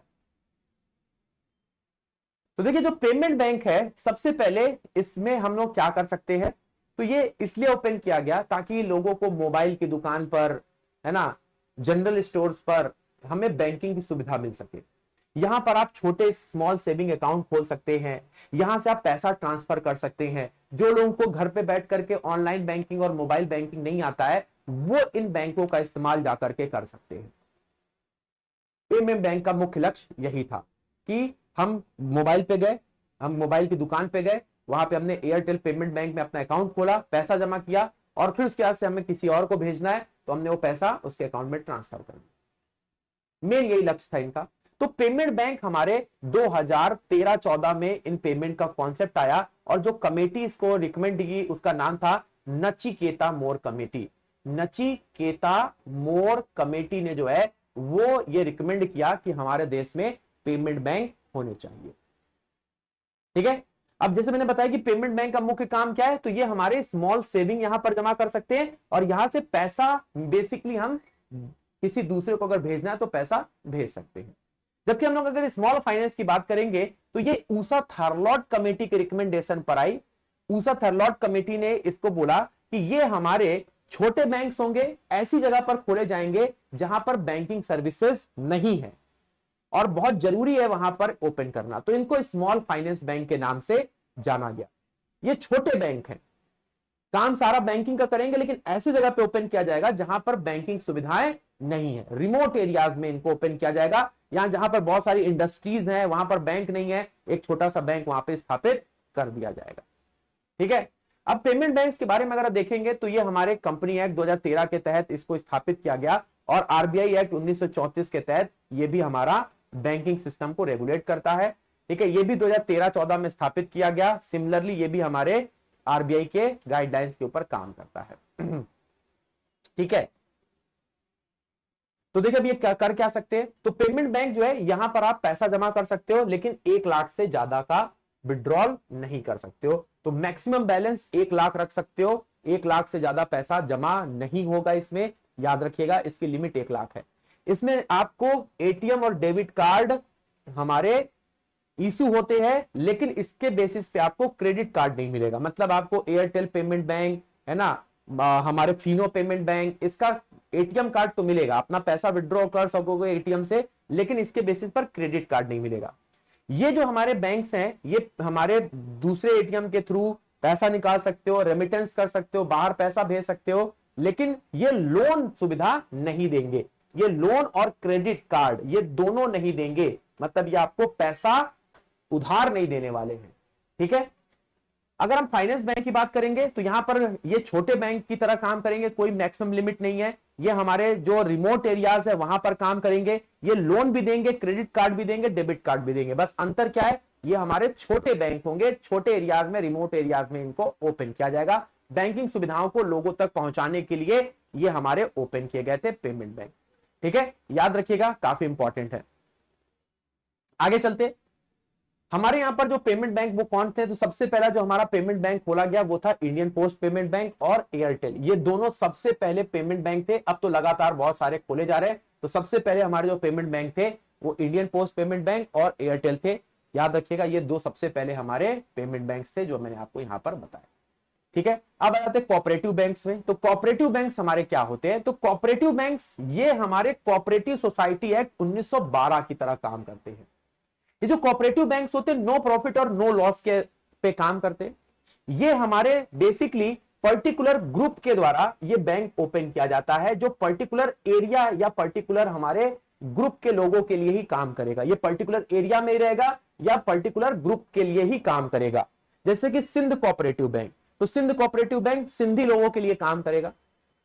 ठीक है ना, और ये जो है हमारे बिना प्रॉफिट और बिना लॉस के लिए ही काम करेगा। मतलब जो भी पैसा आपने जमा किया वही पैसा जो है उसी में से लोन दिया जाएगा और वही पैसा आपको वापस करना पड़ेगा। तो ये नो प्रॉफिट और नो लॉस के सिस्टम पर काम करने वाला हमारा बॉडी है। ये हमारे बैंकिंग रेगुलेशन एक्ट 1949 के तहत इसको लाया गया है। इसका जो रेगुलेटिंग करने वाला बॉडी है वो रिजर्व बैंक ऑफ इंडिया की जगह पर national bank for agriculture and rural development है, जिसको नाबार्ड के नाम से जानते हैं। नाबार्ड जो है वो इसको रेगुलेट करता है। इस तरीके से ये हमारे जो है सारे कॉमर्शियल बैंक्स हो गए जहां पर हम जाकर के पैसे को जमा करते हैं और यहां से हम जाकर के पैसे को निकाल सकते हैं। तो ये हमने यहां पर आपको बताया। ठीक है, ये कॉमर्शियल बैंक जो कि हमने आपको यहां पर बताया, ये यहां पर नॉर्मल पैसा निकाला और जमा किया जाता है। अब यहां पर नेक्स्ट आता है जिसको हम लोग बोलते हैं हमारे development bank.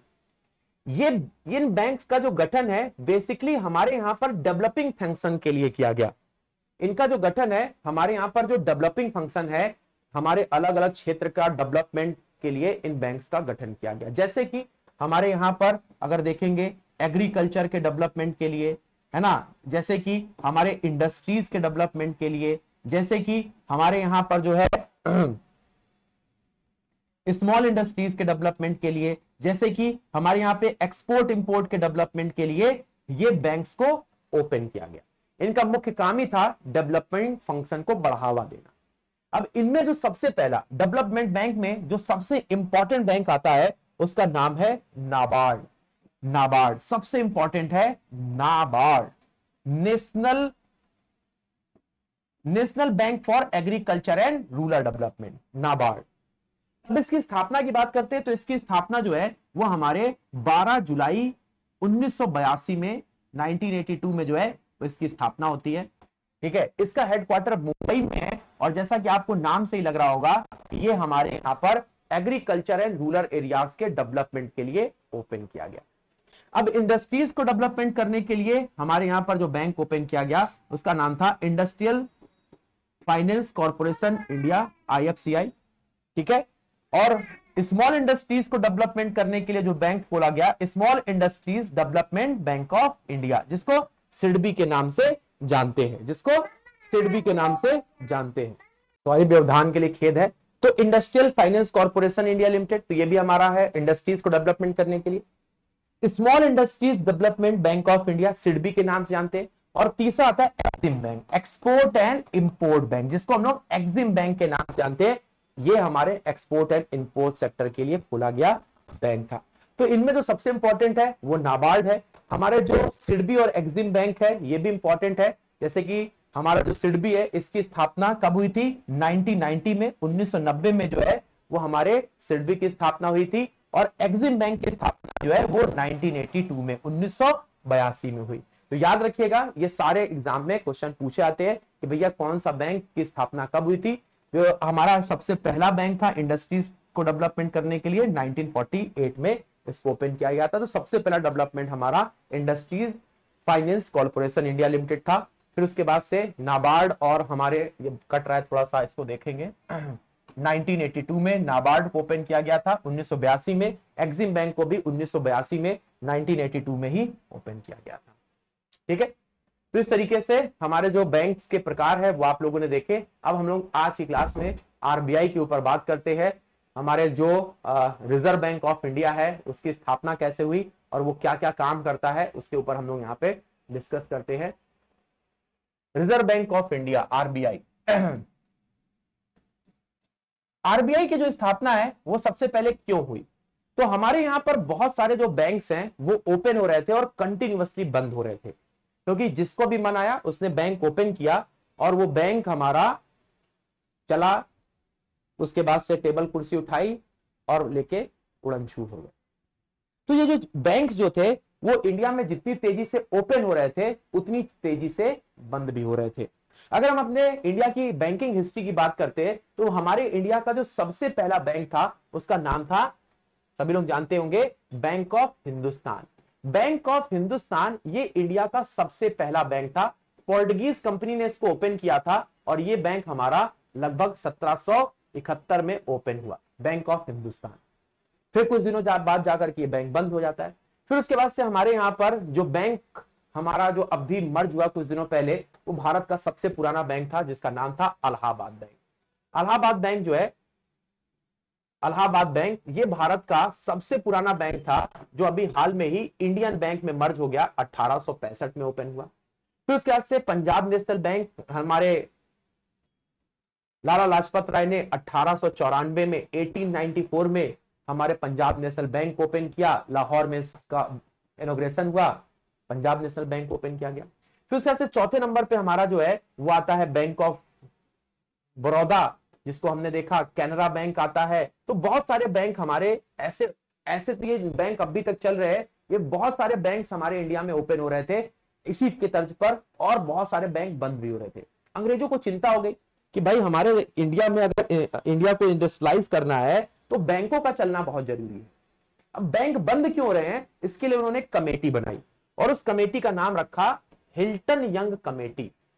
Hilton young committee, बैंकों की कंडीशन को समझने के लिए इस कमेटी की स्थापना 1926 में की गई। अब इस कमेटी ने इंडिया में जगह जगह जा करके इंडियन बैंकिंग सिस्टम को समझा और यह निष्कर्ष निकाला कि भारत में एक ऐसा बैंक होना चाहिए जो सभी बैंक्स को रेगुलेट कर सके। हमारे इंडिया में एक ऐसा बैंक होना चाहिए जो सभी बैंक्स को रेगुलेट कर सके, सभी बैंक्स का रेगुलेशन उसके द्वारा हो सके। और इस कमेटी के रिकमेंडेशन पर, जिसको हिल्टन कमेटी या रॉयल कमीशन के नाम से भी जानते हैं, एक बैंक की स्थापना होती है जिसका नाम रखा जाता है reserve bank of India, RBI इसका नाम रखा जाता है। तो आरबीआई की स्थापना कब हुई? तो 1 अप्रैल 1935 में, 1935 1 अप्रैल को आरबीआई की स्थापना हिल्टन यंग कमेटी के रिकमेंडेशन पर की गई। अब आरबीआई जब बना तो ये कैसी बॉडी था? 5 करोड़ की कैपिटल के साथ स्टार्ट किया गया ये बॉडी था, और ये प्राइवेट हमारे एंटिटी थी, प्राइवेट लोगों ने इसको चलाया, जिसको ये जिम्मेदारी दी गई कि आपको सिर्फ बैंक, किसको बैंक का लाइसेंस देना है और कौन बैंकिंग फंक्शन करेंगे, ये इसको काम दे दिया गया। आवाज आ रही ना? कट तो नहीं रही आवाज? आवाज कट तो नहीं रही ना भाई? ठीक है। तो इनका काम क्या था? सिर्फ ये काम था कि भैया हमारा जो जितना भी हमारे यहां पर बैंक का काम हो रहा है उसको रेगुलेट करना, और हमारे जो किनको बैंक्स की हमारे लाइसेंस मिलना चाहिए वो इनका काम हो गया। अब ये जो बैंक था, जब इसका खोला गया 1 अप्रैल 1935 में, तो इसका हेडक्वार्टर बनाया गया कोलकाता में। कोलकाता जो है इसका हेडक्वार्टर बनाया गया, और इसके जो हमारे गवर्नर बनाए गए वो पहले गवर्नर थे OS brownie Smith. OS brown Smith जो है वो इसके पहले गवर्नर बनाए गए। तो यहां तक की कहानी आपको समझ में आ गई कि आरबीआई जो है वो हमारे हिल्टन यंग कमेटी के रिकमेंडेशन पर, जो 1926 में कमेटी बनी, इसके रिकमेंडेशन पर 1 अप्रैल 1935 में ओपन किया गया। 5 करोड़ की कैपिटल के साथ ओपन किया गया। ओएस ब्राउन स्मिथ जो है इसके पहले गवर्नर बने, इसका हेडक्वार्टर कोलकाता में बनाया गया। लेकिन 2 सालों के बाद इसका जो हेडक्वार्टर है वो चेंज कर दिया गया, और कहां पर बना दिया गया? अभी इसका हेडक्वार्टर कहां पे? 1937 में इसका हेडक्वार्टर कहां पे बना दिया गया?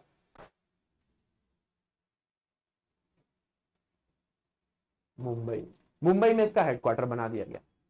और हमारे दूसरे गवर्नर बने जिन्होंने भारत की पहली नोट की करेंसी के ऊपर साइन किए, वो 5 रुपए की नोट थी जिसपे साइन करने वाले, और रिजर्व बैंक के दूसरे गवर्नर, साइन करने वाले पहले गवर्नर बने वो थे जेम्स टेलर।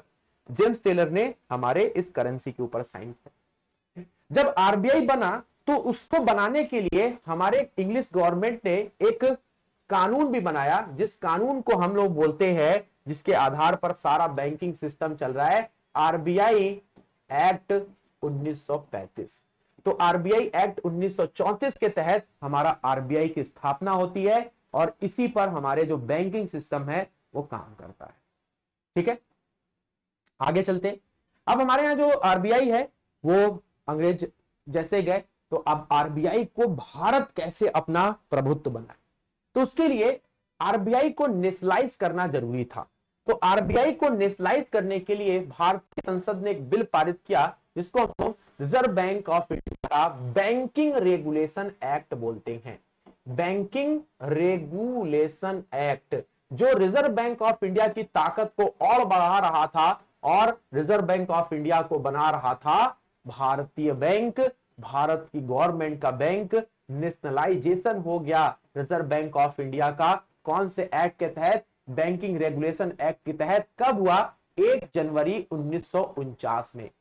आरबीआई जो है वो कब हमारे नेशनलाइज हुआ? तो याद रखिएगा 1 जनवरी 1949 में ये नेशनलाइज हो गया, इसका राष्ट्रीयकरण हो गया। अब उसके बाद से अगर हम बात करेंगे रिजर्व बैंक के पहले भारतीय गवर्नर कौन थे, तो वो थे CD Deshmukh, first Indian governor. अगर पहले गवर्नर पूछेगा तो तुम सभी को पता है, लेकिन पहले इंडियन गवर्नर कौन बने? तो सीडी देशमुख जो है वो हमारे पहले भारतीय गवर्नर के तौर पर चुने गए। अब उसके बाद से रिजर्व बैंक जो है ये हमारे देश का पूरा बैंकिंग सिस्टम संभालने लग गया, और इसके अलग अलग काम शुरू हो गए।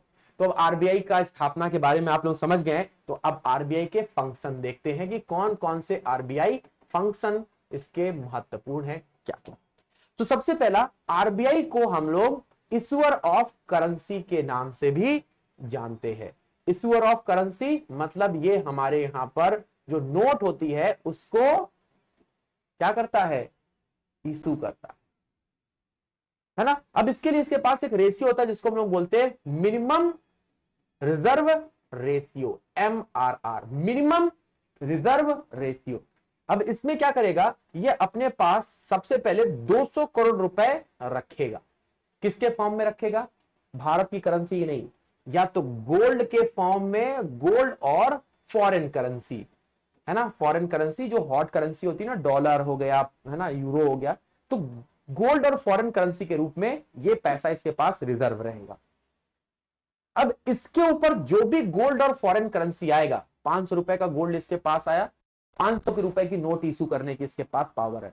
फॉरेन करेंसी अगर इसके पास आया तो जितना इसके ऊपर फॉरेन करेंसी गोल्ड है, जितनी करेंसी निकालेगा उतना उसको अपने पास पैसा रखना पड़ेगा, नहीं तो हमारे उस नोट की वैल्यू नहीं रहेगी, इकोनॉमी ध्वस्त हो जाएगी। पहले 200 करोड़ रुपए रखिए, मिनिमम हमने रिजर्व कर लिया। अब उसके बाद जो भी उसके पास गोल्ड और फॉरेन करेंसी आ रही दोस्तों, उस सभी को वो क्या करेगा, उसका पावर है कि वो उतना पैसा मार्केट में इशू कर सकता है। और यही सभी देशों के साथ भी यही होता है, सभी देशों के साथ भी यही होता है, चाहे श्रीलंका हो, पाकिस्तान हो, सभी देशों के साथ यही होता है। उनको कुछ ना कुछ गोल्ड और फॉरेन करेंसी रखना पड़ता है, उसके ऊपर जो उसके पास पैसा आता है उसको वो क्या करते हैं, मार्केट में अपनी करेंसी के रूप में उतार सकते हैं। अब ये करेंसी को तो उतारता ही है, साथ ही साथ इसके पास प्रिंटिंग प्रेसेस भी है। इसने अपनी एक सब्सिडी बनाई आरबीआई ने, जिसका नाम है भारतीय रिजर्व बैंक, भारतीय reserve bank note private limited, note मुद्रण प्राइवेट लिमिटेड। तो इसका फुल फॉर्म क्या है, भारतीय रिजर्व बैंक नोट मुद्रण प्राइवेट लिमिटेड। इसका ये रिजर्व बैंक ऑफ इंडिया का ही अंग है। इसका जो हेडक्वार्टर है ये आपको बेंगलोर में देखने को मिलेगा, और ये जो है हमारे प्रिंटिंग प्रेसेस को रेगुलेट करता है। प्रिंटिंग प्रेसेस कहां पे है, तो रिजर्व बैंक ऑफ इंडिया का पहला प्रिंटिंग प्रेस है कहां पर, तो याद रखिएगा, एक है हमारे सलबोनी में, जो कि आपका सलबोनी कहां पर पड़ेगा, वेस्ट बंगाल में, और दूसरा है हमारे मैसूर में। ये कहां पर है, कर्नाटक में, सभी को पता है। तो सलबोनी और मैसूर ये दो ऐसी जगह है जहां पर रिजर्व बैंक ऑफ इंडिया के अपने खुद के प्रेसेस हैं, जहां पर 2 रुपए से लेकर के 2000 रुपए तक की नोट प्रिंट होती है। समझ में आ रही बात। लेकिन हमारे यहां पर जो क्वाइंस हैं और जो छोटी नोट है या गवर्नमेंट डॉक्यूमेंट है, उसको भी प्रिंट करने के लिए हमारे ऑर्गेनाइजेशन है, लेकिन ये गवर्नमेंट ऑफ इंडिया का ऑर्गेनाइजेशन है। इसका नाम है security printing minting corporation India limited, security printing minting corporation India limited. इसके 2 प्रेसेस हैं, एक कहां पर है, एक है हमारे इंदौर में, सॉरी इंदौर के पास एक जगह पड़ती है देवास में, और दूसरा है नासिक में। ठीक है, तो ये प्रेसेस है जहां पर हमारे छोटे नोट और गवर्नमेंट के जो हमारे सिक्योरिटी डॉक्यूमेंट्स होते हैं वो प्रिंट होते हैं। साथ ही साथ इसके जो है वो मिंटिंग हाउस भी है। ये तो प्रिंटिंग प्रेसेस है जहां पर क्वाइन बनते हैं। तो इंडिया में क्वाइन कहां कहां बनते हैं, तो सबसे पहले नोएडा में, नोएडा है ना, दूसरा आप देखेंगे तो कोलकाता में,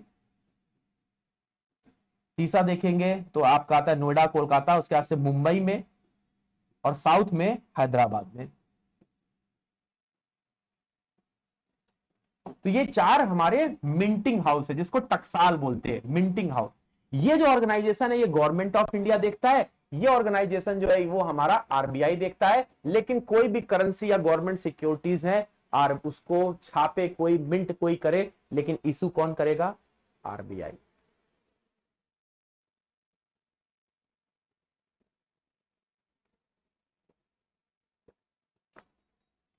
बात समझ में आई।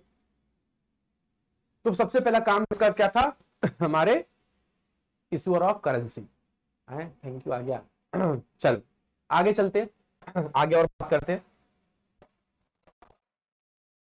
तो हमारा जो आरबीआई है उसका दूसरा फंक्शन क्या है, तो उसका दूसरा फंक्शन है आरबीआई के, अगर हम दूसरे फंक्शन की बात करेंगे तो उसका दूसरा फंक्शन आता है, ये बैंकों का बैंक है, बैंकर्स बैंक है। बैंकर्स बैंक है मतलब ये बैंकों का बैंक है। ये क्या है, ये बैंकों का बैंक है। तीसरा, अगर बैंक को पैसे की जरूरत पड़ती है, बैंक को लोन की जरूरत पड़ती है, तो आरबीआई देगा। तीसरा क्या काम करता है, ये गवर्नमेंट बैंक है, ये गवर्नमेंट बैंक है, मतलब गवर्नमेंट का भी ये बैंक है। गवर्नमेंट का बैंक कौन, आरबीआई। बैंकों का बैंक कौन, आरबीआई। गवर्नमेंट को पैसे की जरूरत पड़ेगी, आरबीआई से मांगेगा। गवर्नमेंट को पैसा जमा करना, आरबीआई के पास जमा करेगा। ठीक है। चौथा अगर देखेंगे तो ये क्या है, lender of last resort. Lender of last resort. अगर आपको कहीं से भी किसी की लोन सहायता नहीं मिलती है, तो ये हमारा LOL, मतलब ये किसी भी लैंडिंग का अंतिम केंद्र यही है। ठीक है। उसके अलावा सबसे इंपॉर्टेंट, मॉनेटरी फंक्शन का रेगुलेशन। मॉनेटरी पॉलिसी रेगुलेट करने का काम भी रिजर्व बैंक ऑफ इंडिया के द्वारा ही किया जाता है। जो हमारे यहाँ पे मॉनेटरी पॉलिसी है उसको भी आरबीआई ही रेगुलेट करता है। इसके अलावा अगर और बात करते हैं तो आरबीआई और क्या काम करता है, तो फॉरेन करेंसी को exchange, foreign exchange manager, foreign exchange जो मैनेजमेंट है वो भी हमारे किसके पास है, आरबीआई के पास। तो फॉरेन एक्सचेंज मैनेजमेंट भी RBI, reserve bank of India के पास है। ठीक है। तो फॉरेन एक्सचेंज मैनेजमेंट एक्ट ये आरबीआई के लिए बनाया गया था। फॉरेन एक्स, फीमा के नाम से हम बोलते हैं, फॉरेन एक्स मैनेजमेंट एक्ट। तो देखिए आरबीआई कितने सारे काम कर रहा है। ठीक है।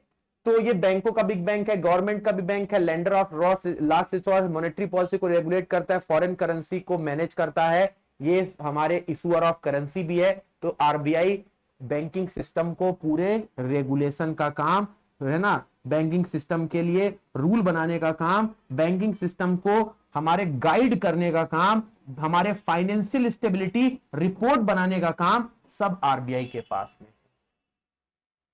सब रिजर्व बैंक ऑफ इंडिया के पास में है। समझ में आ रही बात। चलिए अब हम लोग और आगे चलते हैं और आज पढ़ते हैं तो मॉनेटरी पॉलिसी। सबसे पहले मॉनेटरी पॉलिसी जो है ये हमारे कौन बनाता है, एग्जाम में बहुत बार क्वेश्चन पूछा गया कि भाई मॉनेटरी पॉलिसी जो है वो कौन हमारे बनाता है। तो आपके पास जवाब क्या होना चाहिए, मॉनेटरी पॉलिसी को बनाता है कौन। मॉनेटरी पॉलिसी कितने महीने में रेगुलेट होती है, कितने महीने कितने साल में रेगुलेट होती है।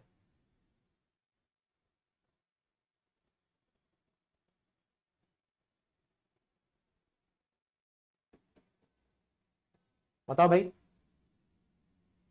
मॉनेटरी पॉलिसी कितने साल कितने महीने में रेगुलेट होती है।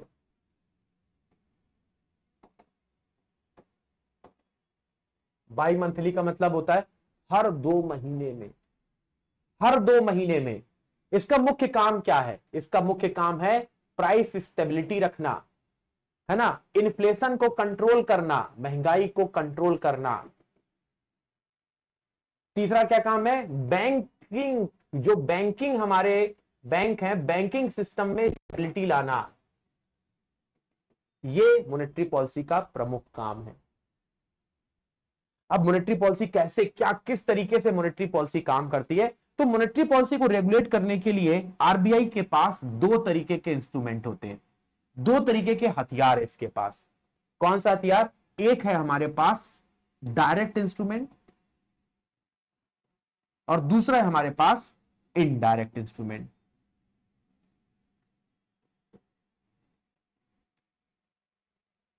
डायरेक्ट का मतलब है कि भैया जिसको आरबीआई ने कह दिया वो मेंटेन करना मैंडेट है। मैंडेट का मतलब अनिवार्य है। और यहां पर क्या है, वो ऑप्शन देता है, जरूरत पड़ने पर इस्तेमाल करिए, ऑप्शनल है ये मैंडेट है, वो ऑप्शनल है। ऑप्शन की स्पेलिंग गलत है। ठीक है। अब हमारे डायरेक्ट इंस्ट्रूमेंट में क्या क्या चीजें आती है भाई, डायरेक्ट इंस्ट्रूमेंट में सबसे पहले आती है, डायरेक्ट इंस्ट्रूमेंट में जो सबसे पहला है वो है सीआरआर। सीआरआर फुल फॉर्म होता है cash reserve ratio, cash reserve ratio. अब देखिए यहां पर सबसे पहले ये मैंने बोला कि मैंडेट है, जिसको बोल दिया वो उसको करना ही है।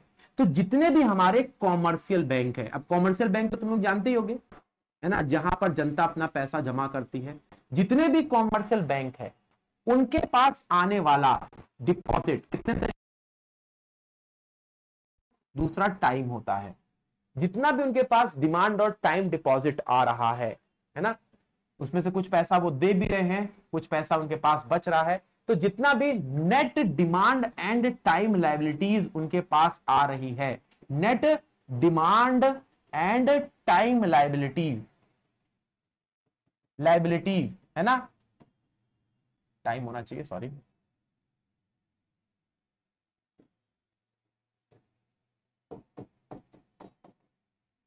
है ना, net demand and time liabilities, मतलब एक बैंक के पास एवरेज जितना पैसा आता जाता है उसके बारे में अगर हम बात करते, मान लीजिए कि एक बैंक है, उसके पास जो है वो 1 लाख रुपए डिपॉजिट हुआ और 20,000 रुपए लोग जो है वहां से विड्रॉ करके ले गए, तो वहां पे ऐसे ही एवरेज जो है वो उसके पास 80,000, 60,000, 80,000, 70,000 जो भी पैसा उसके पास बच रहा है उसको वो एक एवरेज बना करके बोलता है कि भाई मेरा जो net demand and time liability है मेरे बैंक का, वो उसी एवरेज पे बात करता है जो पैसा उसके पास टाइम डिपॉजिट और डिमांड डिपॉजिट से आ रहा है और कितना पैसा जा रहा है, उसने एवरेज बना लिया और अपने बैंक का एनडीटीएल आरबीआई को बता दिया कि हमारा जो एनडीटीएल है वो इतना है।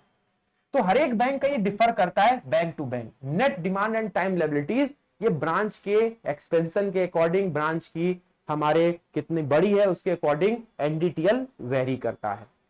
तो जितना भी हमारा जो एनडीटीएल है ना, जितना भी जो एनडीटीएल है, मान लीजिए किसी बैंक का एनडीटीएल 100 करोड़ रुपए है, तो आरबीआई बोलता है कि जितने भी कॉमर्शियल बैंक है उनको इसका कुछ परसेंटेज, मान लीजिए 4%, इसको कहां पर रखना पड़ेगा, कैश के फॉर्म में रखना पड़ेगा। किसके फॉर्म में, कैश के फॉर्म में रखना पड़ेगा। कहां पर, आरबीआई के पास, रिजर्व बैंक ऑफ इंडिया के पास।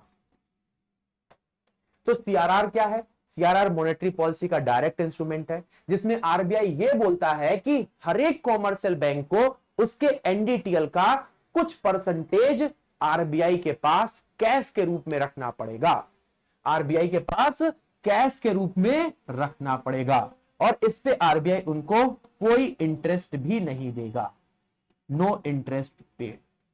इसी को बोला गया सीआरआर। समझ में आया थोड़ा बहुत, कैश रिजर्व रेशियो?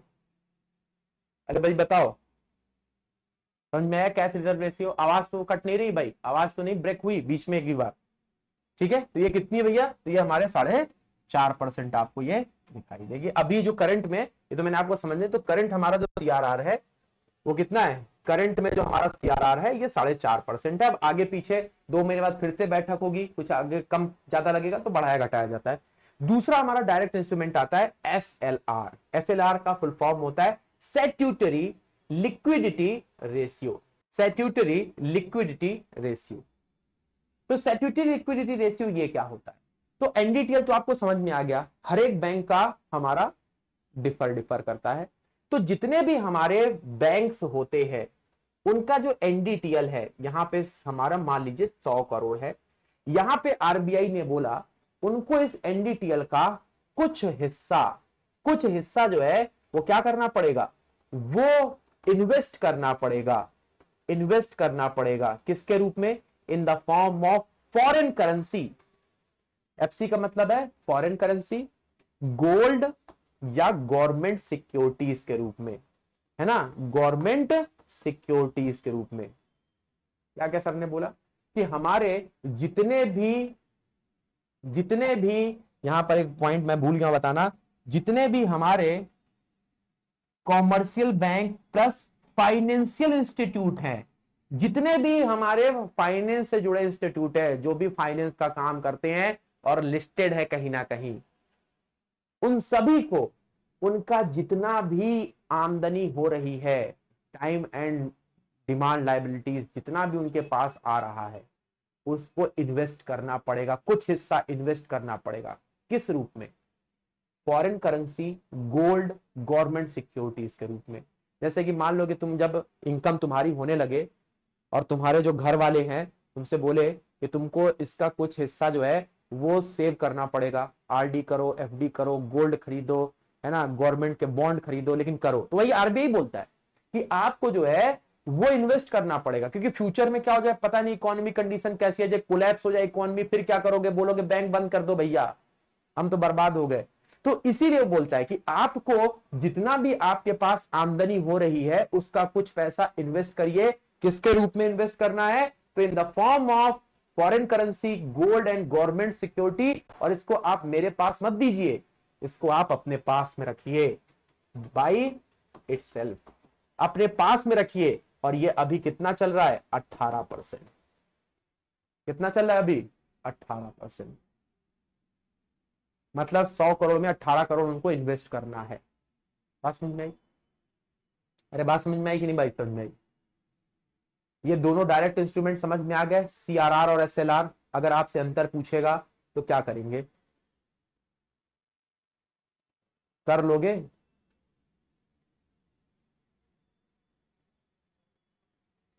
अच्छा चलो मेरे को बताओ एक बात, कि अगर हमारे यहां पर जो सबसे ज्यादा क्वेश्चन पूछा था वो यही है कि महंगाई बढ़ रही है, तो सीआरआर एसएलआर को आरबीआई बढ़ाएगा, घटाएगा, कोई परिवर्तन नहीं करेगा, क्या करेगा? हमारे यहां पर अगर इन्फ्लेशन बढ़ रही है तो हाँ इटसेल्फ अपने पास रखिए, लेकिन किसके रूप में? डायरेक्ट कैश नहीं रखना, foreign cash, gold, government securities. घटाएगा, अभी ना बोला घटाएगा, है ना, प्रज्ञा बोले सर घटाएगा, बढ़ाएगा। तो देखिए इन्फ्लेशन जब मैं आपको कल पढ़ाऊंगा तो मैं आपको बताऊंगा इन्फ्लेशन का मुख्य कारण होता है जब लोगों के पास पैसा पहुंच जाता है। मान लीजिए सबके पास पैसा पहुंच जाएगा तो लोग डिमांड करने लगेंगे, है ना। डिमांड, मैंने बोला था income is directly proportional to demand. तो जब हमारी डिमांड बढ़ने लगेगी तो फिर क्या होगा? तो लोगों के जो है वो चीजों की कीमतें बढ़ानी पड़ जाएंगी, क्योंकि उतनी सप्लाई नहीं हो पाएगी। तो चीजें धीरे धीरे जब बढ़ने लगेंगी तो महंगाई बढ़ने लगेगी। तो उस कंडीशन में आरबीआई का सबसे पहला कर्तव्य है, जब महंगाई बढ़ रही है तो लोगों के पास पैसा रोका जाए। और पैसा रोकने के लिए क्या करेगा? वो जो रिजर्व है सीआरआर और एसएलआर, इनको बढ़ा देगा।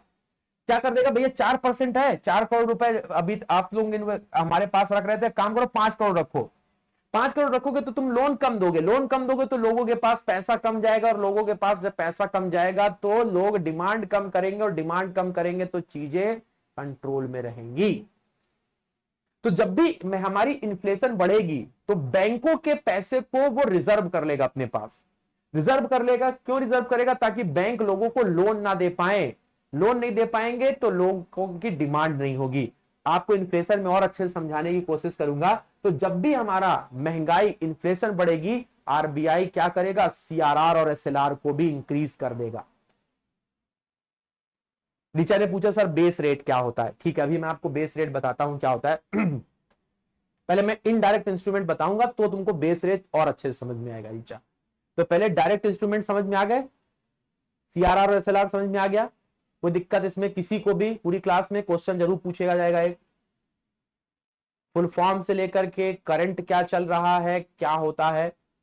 हाँ अभी वो इनडायरेक्ट में सीखा, इनडायरेक्ट इंस्ट्रूमेंट है सर। ये परसेंट मतलब जितना भी हर बैंक का अपना अलग अलग है ना, 100 करोड़ होगा, किसी का 500 करोड़ होगा, तो उसको उसका जितना भी एनडीटीएल है उसका वो 4-4.5%, मैंने यहाँ पे 4.5% अभी चल रहा है, 4.5% आरबीआई के पास कैश के रूप में रखना पड़ेगा। जितना भी एनडीटीएल है उसका 18% इन्वेस्ट करना पड़ेगा, है ना। ये एसएलआर है, ठीक है। चलिए आगे चलते। अब हम आगे यहाँ पे आपको पढ़ाने जा रहे हैं इनडायरेक्ट इंस्ट्रूमेंट। बहुत ध्यान से समझिएगा और एक एक पॉइंट जहां पर भी दिक्कत आए मुझे बता दीजिएगा। मिटर जाओ भाई। हाँ तो अब आता है इनडायरेक्ट इंस्ट्रूमेंट। मैंने बताया कि भैया ऑप्शन दे रहे हैं तुमको, है ना। इनडायरेक्ट, इनडायरेक्ट ऑप्शनल होता है भाई। हाँ रुक जाओ, सबर करो। 40%, बहुत बढ़िया गौरी शंकर, 40%, 40% तक हमारे बैंकिंग रेगुलेशन में लिखा हुआ है कि हमारा जो है वो एसएलआर हो सकता है, और सीआरआर का कोई लिमिट नहीं है। इनडायरेक्ट, इसमें देखिए हमारे यहां पर आरबीआई ऑप्शन देता है कि भैया अगर आपके पास पैसे की कमी हो जा रही है तो हम आपको लिक्विडिटी एडजस्टमेंट फैसिलिटी देंगे। लिक्विडिटी का मतलब होता है आपकी मुद्रा, पैसा जो कैश के फॉर्म में रहती है, लिक्विडिटी एडजस्टमेंट फैसिलिटी। अब ये दो तरीके से हमारे की जाती है। एक होती है जब पैसा आपके पास कम है और एक जब आपके पास पैसा ज्यादा, रिवर्स रेपो रेट। ठीक है, दूसरा हमारा आता है बैंक रेट। ठीक है, तीसरा हमारा आता है marginal standing facility, marginal standing facility. चौथा आता है हमारा ओपन मार्केट ऑपरेशन। एक एक करके इनको समझते हैं।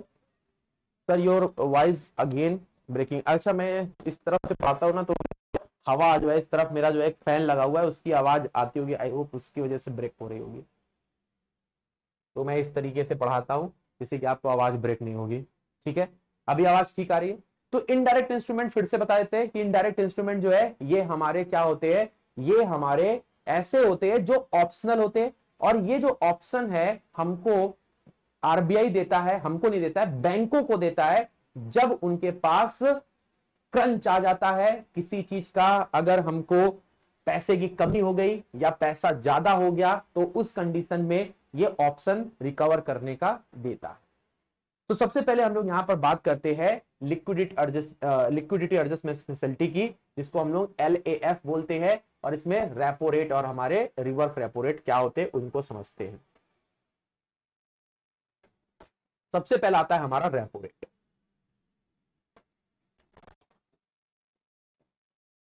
रेपो रेट, रेपो रेट ये क्या होता है बताओ भाई, रेपो रेट क्या होता है, कोई बताना चाहेगा? बताओ भाई क्या होता है रेपो रेट, कुछ बताओ। तो देखिए सबसे पहले तो आरबीआई इसको मेंटेन करता है। तो जब भी हमारा कोई कॉमर्शियल बैंक है, ठीक है, कॉमर्शियल बैंक के पास पैसा कम या ज्यादा हो गया, हमारा कोई कॉमर्शियल बैंक है उसके पास पैसे की कमी हो गई है ना, एक व्यक्ति आया उसने 5 साल पहले 1 करोड़ रुपए जमा किए थे और वो जो पैसा है वो बढ़ करके 1.5 करोड़ हो गया इंटरेस्ट रेट लग करके। अब ये बैंक के पास जाता है, बोलता है भैया हमारा पैसा हमको दे दो, हम जो है हमारा टाइम पूरा हो गया है। लेकिन इस बैंक के पास जो है केवल 70 लाख रुपए थे। अब इसको जो है 70 लाख रुपए, अब बाकी का पैसा जो है इसके पास है नहीं। तो आरबीआई ऐसी सिचुएशन में जब क्रैश का कमी हो जाती है बैंक के पास, तो बैंकों को बोलता है कि हम है ना, तुम्हारे बैंक हैं भाई, जैसे कि हम लोग बैंक के पास जाते हैं लोन लेने के लिए, वैसे ये बैंक अपने बैंक के पास जाते हैं जिसको रिजर्व बैंक ऑफ इंडिया बोलते हैं, बोलते भैया ले लो लोन, लोन दे दिया। अब ये जो लोन है जिस इंटरेस्ट रेट पर दिया जाता है इसको रेपो रेट बोलते हैं। जिस इंटरेस्ट रेट पर ये लोन दिया जाता है इसको रेपो रेट बोला जाता है। तो repo rate are the interest rate जो कि हमारे आरबीआई के द्वारा बैंकों के ऊपर लगाया जाता है जब बैंक आरबीआई से लोन लेते हैं 90 दिन से कम के लिए। मतलब हमारे 1 दिन से लेकर के 90 दिन तक के बीच का अगर लोन आरबीआई से कोई भी कॉमर्शियल बैंक लेगा तो वो रेपो रेट के अनुसार पेमेंट करेगा। बात समझ में आई? तो क्या ये इंटरेस्ट रेट है जो आरबीआई चार्ज कर रहा है? क्लियर भाई? अब बोलोगे सर ये कितना है, तो हमारा जो ये जो इंटरेस्ट रेट है ये है 6.5%। आरबीआई को अगर बैंकों को लोन देना होगा तो ये 6.5% इंटरेस्ट रेट लेगा बैंकों से। अब इसका जस्ट उल्टा होता है reverse repo rate. Reverse repo rate, RRR। ये क्या होता है दोस्तों, हमारे बैंक के पास पैसा आ गया, जैसे हमारे पास जब पैसा आ जाता तो हम लोग क्या करते, एक्सेस अमाउंट को जमा कर देते। वैसे जब हमारे बैंकों के पास पैसा आ जाता है तो ये क्या करते हैं, ये RBI reserve bank of India के पास जाके डिपॉजिट कर देते हैं। कई बार लोग बोलते हैं जब बैंक आरबीआई को लोन दे देता है, ये सेंटेंस गलत है भाई। बैंक को कौन लोन देगा, आरबीआई को कौन लोन देगा, वो खुद ही पैसे की दुकान है इतनी बड़ी, पैसा छाप रहा है, पैसा इशू कर रहा है। तो जब भी बैंक यहां पर आरबीआई को लोन दे रहे हैं, इस कंडीशन में जो आरबीआई इनको इंटरेस्ट रेट देता है, जो आरबीआई इनको इंटरेस्ट रेट देता है वो कहलाता है रिवर्स रेपो रेट। क्या कहलाता है? Reverse repo rate. यहां पर कोई भी हमारे रिस्ट्रिक्शन नहीं है, ये लगभग हमारा 3.3%। अगर आरबीआई में पैसा जमा करोगे तो अभी जो हमारा रिवर्स रेपो रेट चल रहा है वो हमारा 3.5% के लगभग, 3.5 मतलब 3.35% चल रहा है। इन दोनों में किसी को दिक्कत है? रिवर्स रेपो रेट और रिवर्स रेपो रेट पूछा गया, कभी भी बता दोगे रिवर्स रेपो रेट क्या होता है? तो रेपो रेट हमारे जब भी आरबीआई से बैंक लोन लेते हैं तो आरबीआई जो उनके ऊपर इंटरेस्ट रेट चार्ज करता है जब भी 90 दिनों से कम के लिए, वो रेपो रेट बोला जाता है। रिवर्स रेपो रेट इसका इनवर्स होता है। जब भी बैंक आरबीआई के पास अपना डिपॉजिट जमा करता है तो उनको जो इंटरेस्ट रेट मिलता है वो रेपो रेट कहलाता है, रिवर्स रेपो रेट कहलाता है। क्लियर है भाई? अब तीसरा भी बात कर लेते हैं। तीसरे नंबर पे आता है हमारा बैंक रेट। बैंक रेट, बता भैया बैंक रेट क्या होता है? कोई बताना चाहेगा भाई बैंक रेट क्या होता है? बोलो।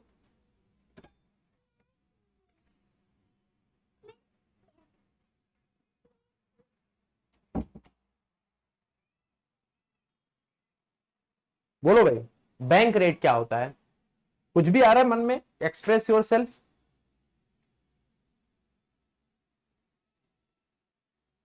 रेट जिसपे आरबीआई को लोन देता है बैंक,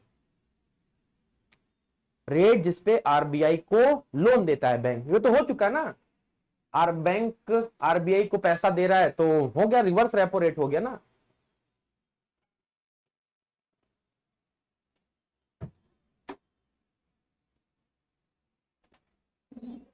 तो बैंक रेट क्या होता है? तो दोस्तों यहां पे देखोगे तो हमने बात की थी जब भी आरबीआई 90 दिन तक के लिए लोन देगा, 90 दिन या उससे कम के लिए, तो वो हो जाता है हमारा क्या, रेपो रेट के तहत। लेकिन 90 दिन से 1 साल तक के लिए, 1 ईयर तक के लिए जब भी बैंकों को लोन दिया जाएगा, बैंक को आरबीआई लोन देगा, ये हमारे जो इंटरेस्ट रेट चार्ज करेंगे भाई साहब, वो हमारा कहलाएगा बैंक रेट। उसको हम लोग बैंक रेट के नाम से जानते हैं, है ना। अब जैसे कि यहां पर अभिनव ने जो बात बोली ना, वही मैं सुनना चाहता था, क्योंकि लोगों के दिमाग में सबसे पहला यही ख्यालात आता है कि बैंक रेट वो रेट होता है जो बैंक हमारे कस्टमर के ऊपर लगाता है लोन देते समय, है ना। लेकिन सबसे पहला ख्याल यही आता है जो अभिनव ने अपने दिल की बात बोली। तो ये लेकिन वो नहीं होता अभिनय, जो बैंक रेट है वो आरबीआई बैंकों के ऊपर लगाता है जब वो बैंकों को 1 साल से ज्यादा के लिए लोन देता है। तो जो अभिनव बोल रहा है, जो इंटरेस्ट रेट बैंक हमको कस्टमर को देता है या लेता है, वो बैंक खुद डिसाइड करता है, ये इन रेट के ऊपर ही डिपेंड कर रहा है। वो बैंक खुद डिसाइड कर रहा है कि हमको सेविंग अकाउंट में जब पैसा जमा करने जाएंगे तो कितना इंटरेस्ट मिलेगा, जब हम लोन लेने जाएंगे तो होम लोन में कितना इंटरेस्ट मिलेगा। तो वो इनके ऊपर ही डिपेंड करेगा, और उसका जो क्राइटेरिया होता है वो सभी बैंकों का एक पर्टिकुलर लिमिट तक होता है। जैसे सेविंग अकाउंट में देखेंगे तो 4 से 5 या 3 से 5 के बीच में सारे बैंक देंगे, तो उसको ही ऋचा हम लोग बोलते हैं बेस रेट। बेस रेट वो इंटरेस्ट रेट होता है या वो रेट होता है जो कॉमर्शियल बैंक अपने कस्टमर के ऊपर लेते या देते हैं, और ये बैंक खुद डिसाइड करते हैं। वो इनके ऊपर ही, जो आरबीआई इंटरेस्ट रेट ले रहा है वो उनके ऊपर ही डिपेंड करेगा।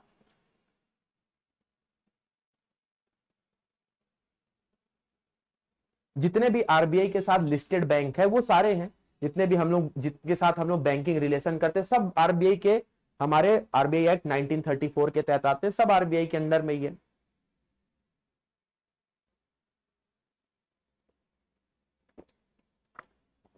बात समझ में आई?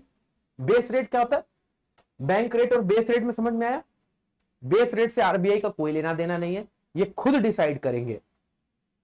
हाँ बिल्कुल, ये सारे इन्फ्लेशन के ऊपर ही डिपेंड करते हैं। मार्केट, हमने 3 चीजें जो आपको शुरू में बताई थी ना, इन्फ्लेशन, मार्केट स्टेबिलिटी के ऊपर ये सब डिपेंड करते हैं। आगे चलते हैं। तीसरा आता है हमारे क्या, तीसरा आता है हमारा MSF, marginal standing facility. Marginal standing facility, समय के साथ साथ हमारे जो है वो लोगों की डिमांड और लोगों की इनकम बढ़ रही थी। इसका फुल फॉर्म होता है मार्जिनल स्टैंडिंग फैसिलिटी। तो 2011 में आरबीआई ने मार्जिनल स्टैंडिंग फैसिलिटी की शुरुआत की। कब शुरुआत की? 2011 में मार्जिनल स्टैंडिंग फैसिलिटी की शुरुआत की गई। बोलोगे सर ये कैसे काम करता है? तो यहां पर जो मार्जिनल स्टैंडिंग फैसिलिटी है वो हमारा किस तरीके काम करता है? तो याद रखिएगा, यहां पर हमारे जो भी बैंक्स होंगे उनको ओवरनाइट के लिए अर्जेंट में पैसे की जरूरत पड़ गई, तो ओवरनाइट के लिए आरबीआई उनको बिना सिक्योरिटी के, क्योंकि रेपो रेट जो है हमारे रिवर्स रेपो रेट, आरबीआई पहले पास अपनी सिक्योरिटी रखेगा और फिर उसके पास से उनको उसके बिहाफ पे लोन देगा। लेकिन हमारे यहां पर बैंकों को अगर अचानक से ओवरनाइट के लिए, सिर्फ एक दिन के लिए पैसे की जरूरत पड़ गई, तो हमारा जो रिजर्व बैंक ऑफ इंडिया है उनको लोन सिर्फ एक रात के लिए देता है और इसको बोलते हैं मार्जिनल स्टैंडिंग फैसिलिटी। ये हमारे हमेशा बैंक के एनडीटीएल का 2% होगा। एनडीटीएल का कितना होगा?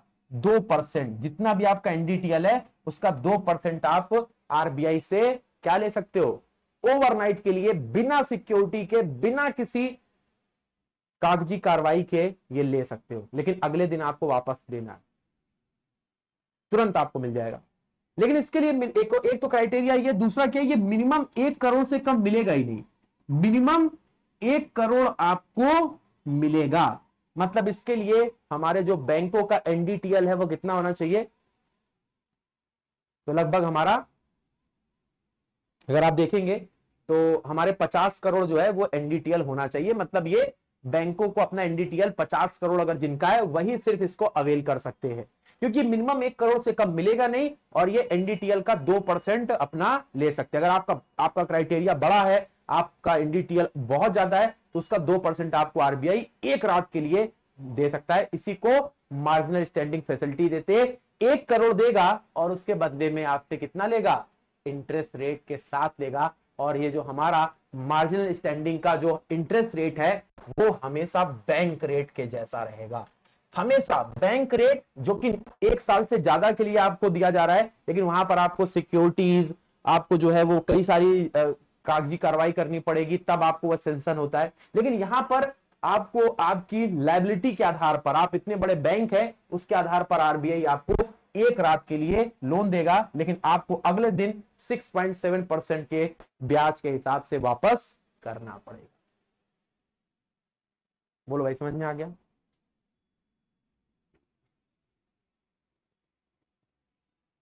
बोलो भाई। इनडायरेक्ट इंस्ट्रूमेंट में हमने अभी तक आपको क्या क्या पढ़ाया? Repo rate, reverse repo rate, bank rate, MSF, ये तीनों, ये 4 चीजें बताई है। किसी को कोई दिक्कत पूछ लो एक बार। इन्फ्लेशन कल पढ़ाएंगे तो और अच्छे से क्लियर होगी चीजें।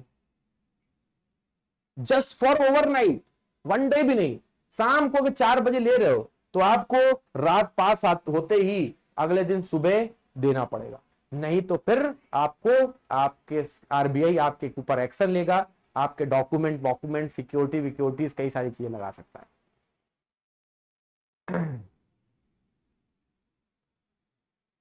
अभी ओएमओ बचा हुआ है। ओएमओ अभी हमने पढ़ाया ही नहीं है, ओएमओ बचा हुआ है, उसको भी अभी नहीं लिया हुआ है हमने।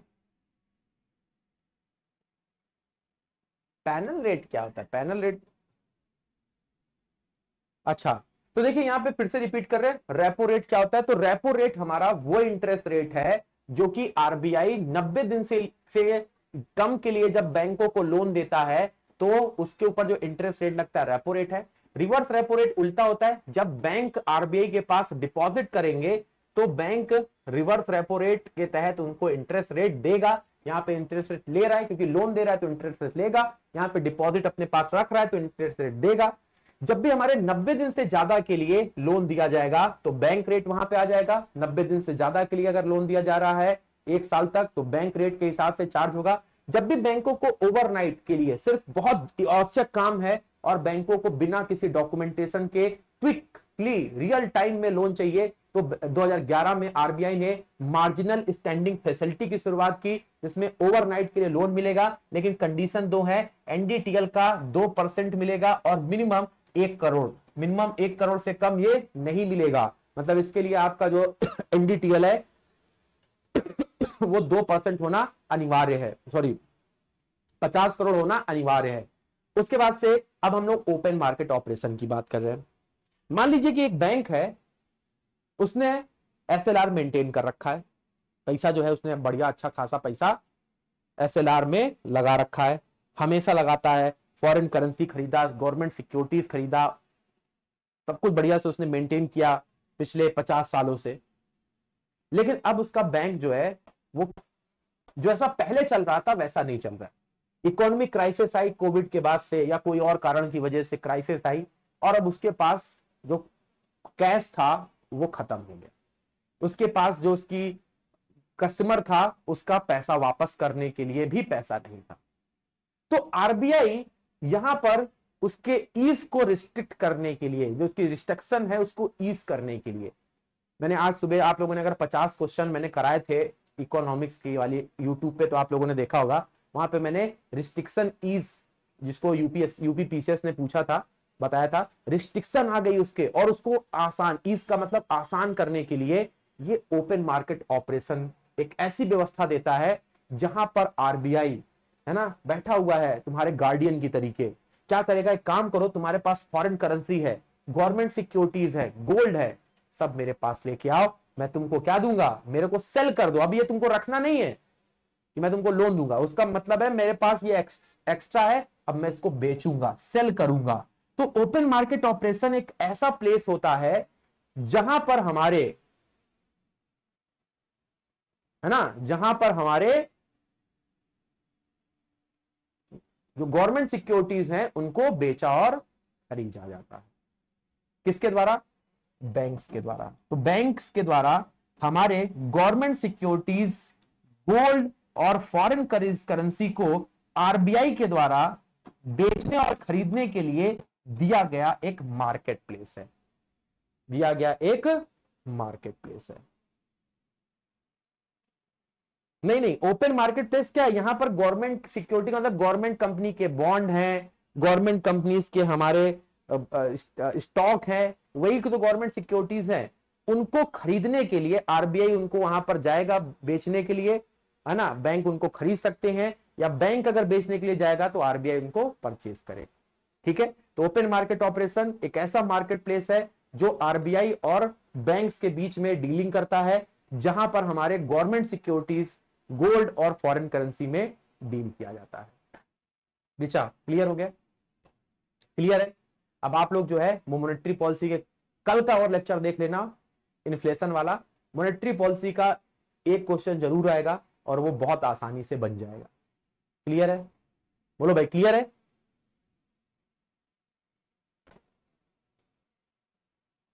रिचा बोले सर कंफ्यूजन है। तो देखो ओपन मार्केट ऑपरेशन ये क्या है, ये एक हमारे मॉनेटरी पॉलिसी में आरबीआई के द्वारा बनाया गया मार्केट प्लेस है। अब ये मार्केट प्लेस में क्या होता है, हमारे गवर्नमेंट सिक्योरिटीज, जो गवर्नमेंट कंपनीज हैं, उनको अपना बॉन्ड बेचना है बैंक्स को, तो वो क्या करेंगी, वो इस आरबीआई को देंगी। आरबीआई क्या करेगा, उनको बैंकों को बेचने के लिए, बैंकों को अगर उनको बेचना है तो ये यहां पर आएगा ओपन मार्केट ऑपरेशन में, यहां पर बैंक्स उसको परचेज करेंगे। अगर बैंकों को पैसे की जरूरत है तो ये आरबीआई को परचेज करेंगे। तो ये गवर्नमेंट सिक्योरिटीज के लिए बैंक और आरबीआई के बीच में एक मार्केट प्लेस का काम करता है। ठीक है, और आप लोग पढ़िएगा, और कोई भी डाउट रहता है तो कल डिस्कस करेंगे, और इन्फ्लेशन के ऊपर बात करेंगे, कल का टॉपिक भी बहुत इंपॉर्टेंट है। ठीक है, तो दोस्तों एक बात बताइए, आज आवाज सही आई आज कल की रिस्पेक्ट में, कोई दिक्कत है? क्योंकि मुझे आप ही जो बताओगे उसके अकॉर्डिंग इसको ठीक करना पड़ेगा, सेटिंग वेटिंग करना पड़ेगा। कोई दिक्कत तो नहीं आवाज में? ठीक है, थैंक यू। कल मिलते हैं, हम लोग बात करेंगे बहुत सारी मॉनेटरी पॉलिसी और इन्फ्लेशन के ऊपर, कल और अच्छे से क्लियर हो जाएगा।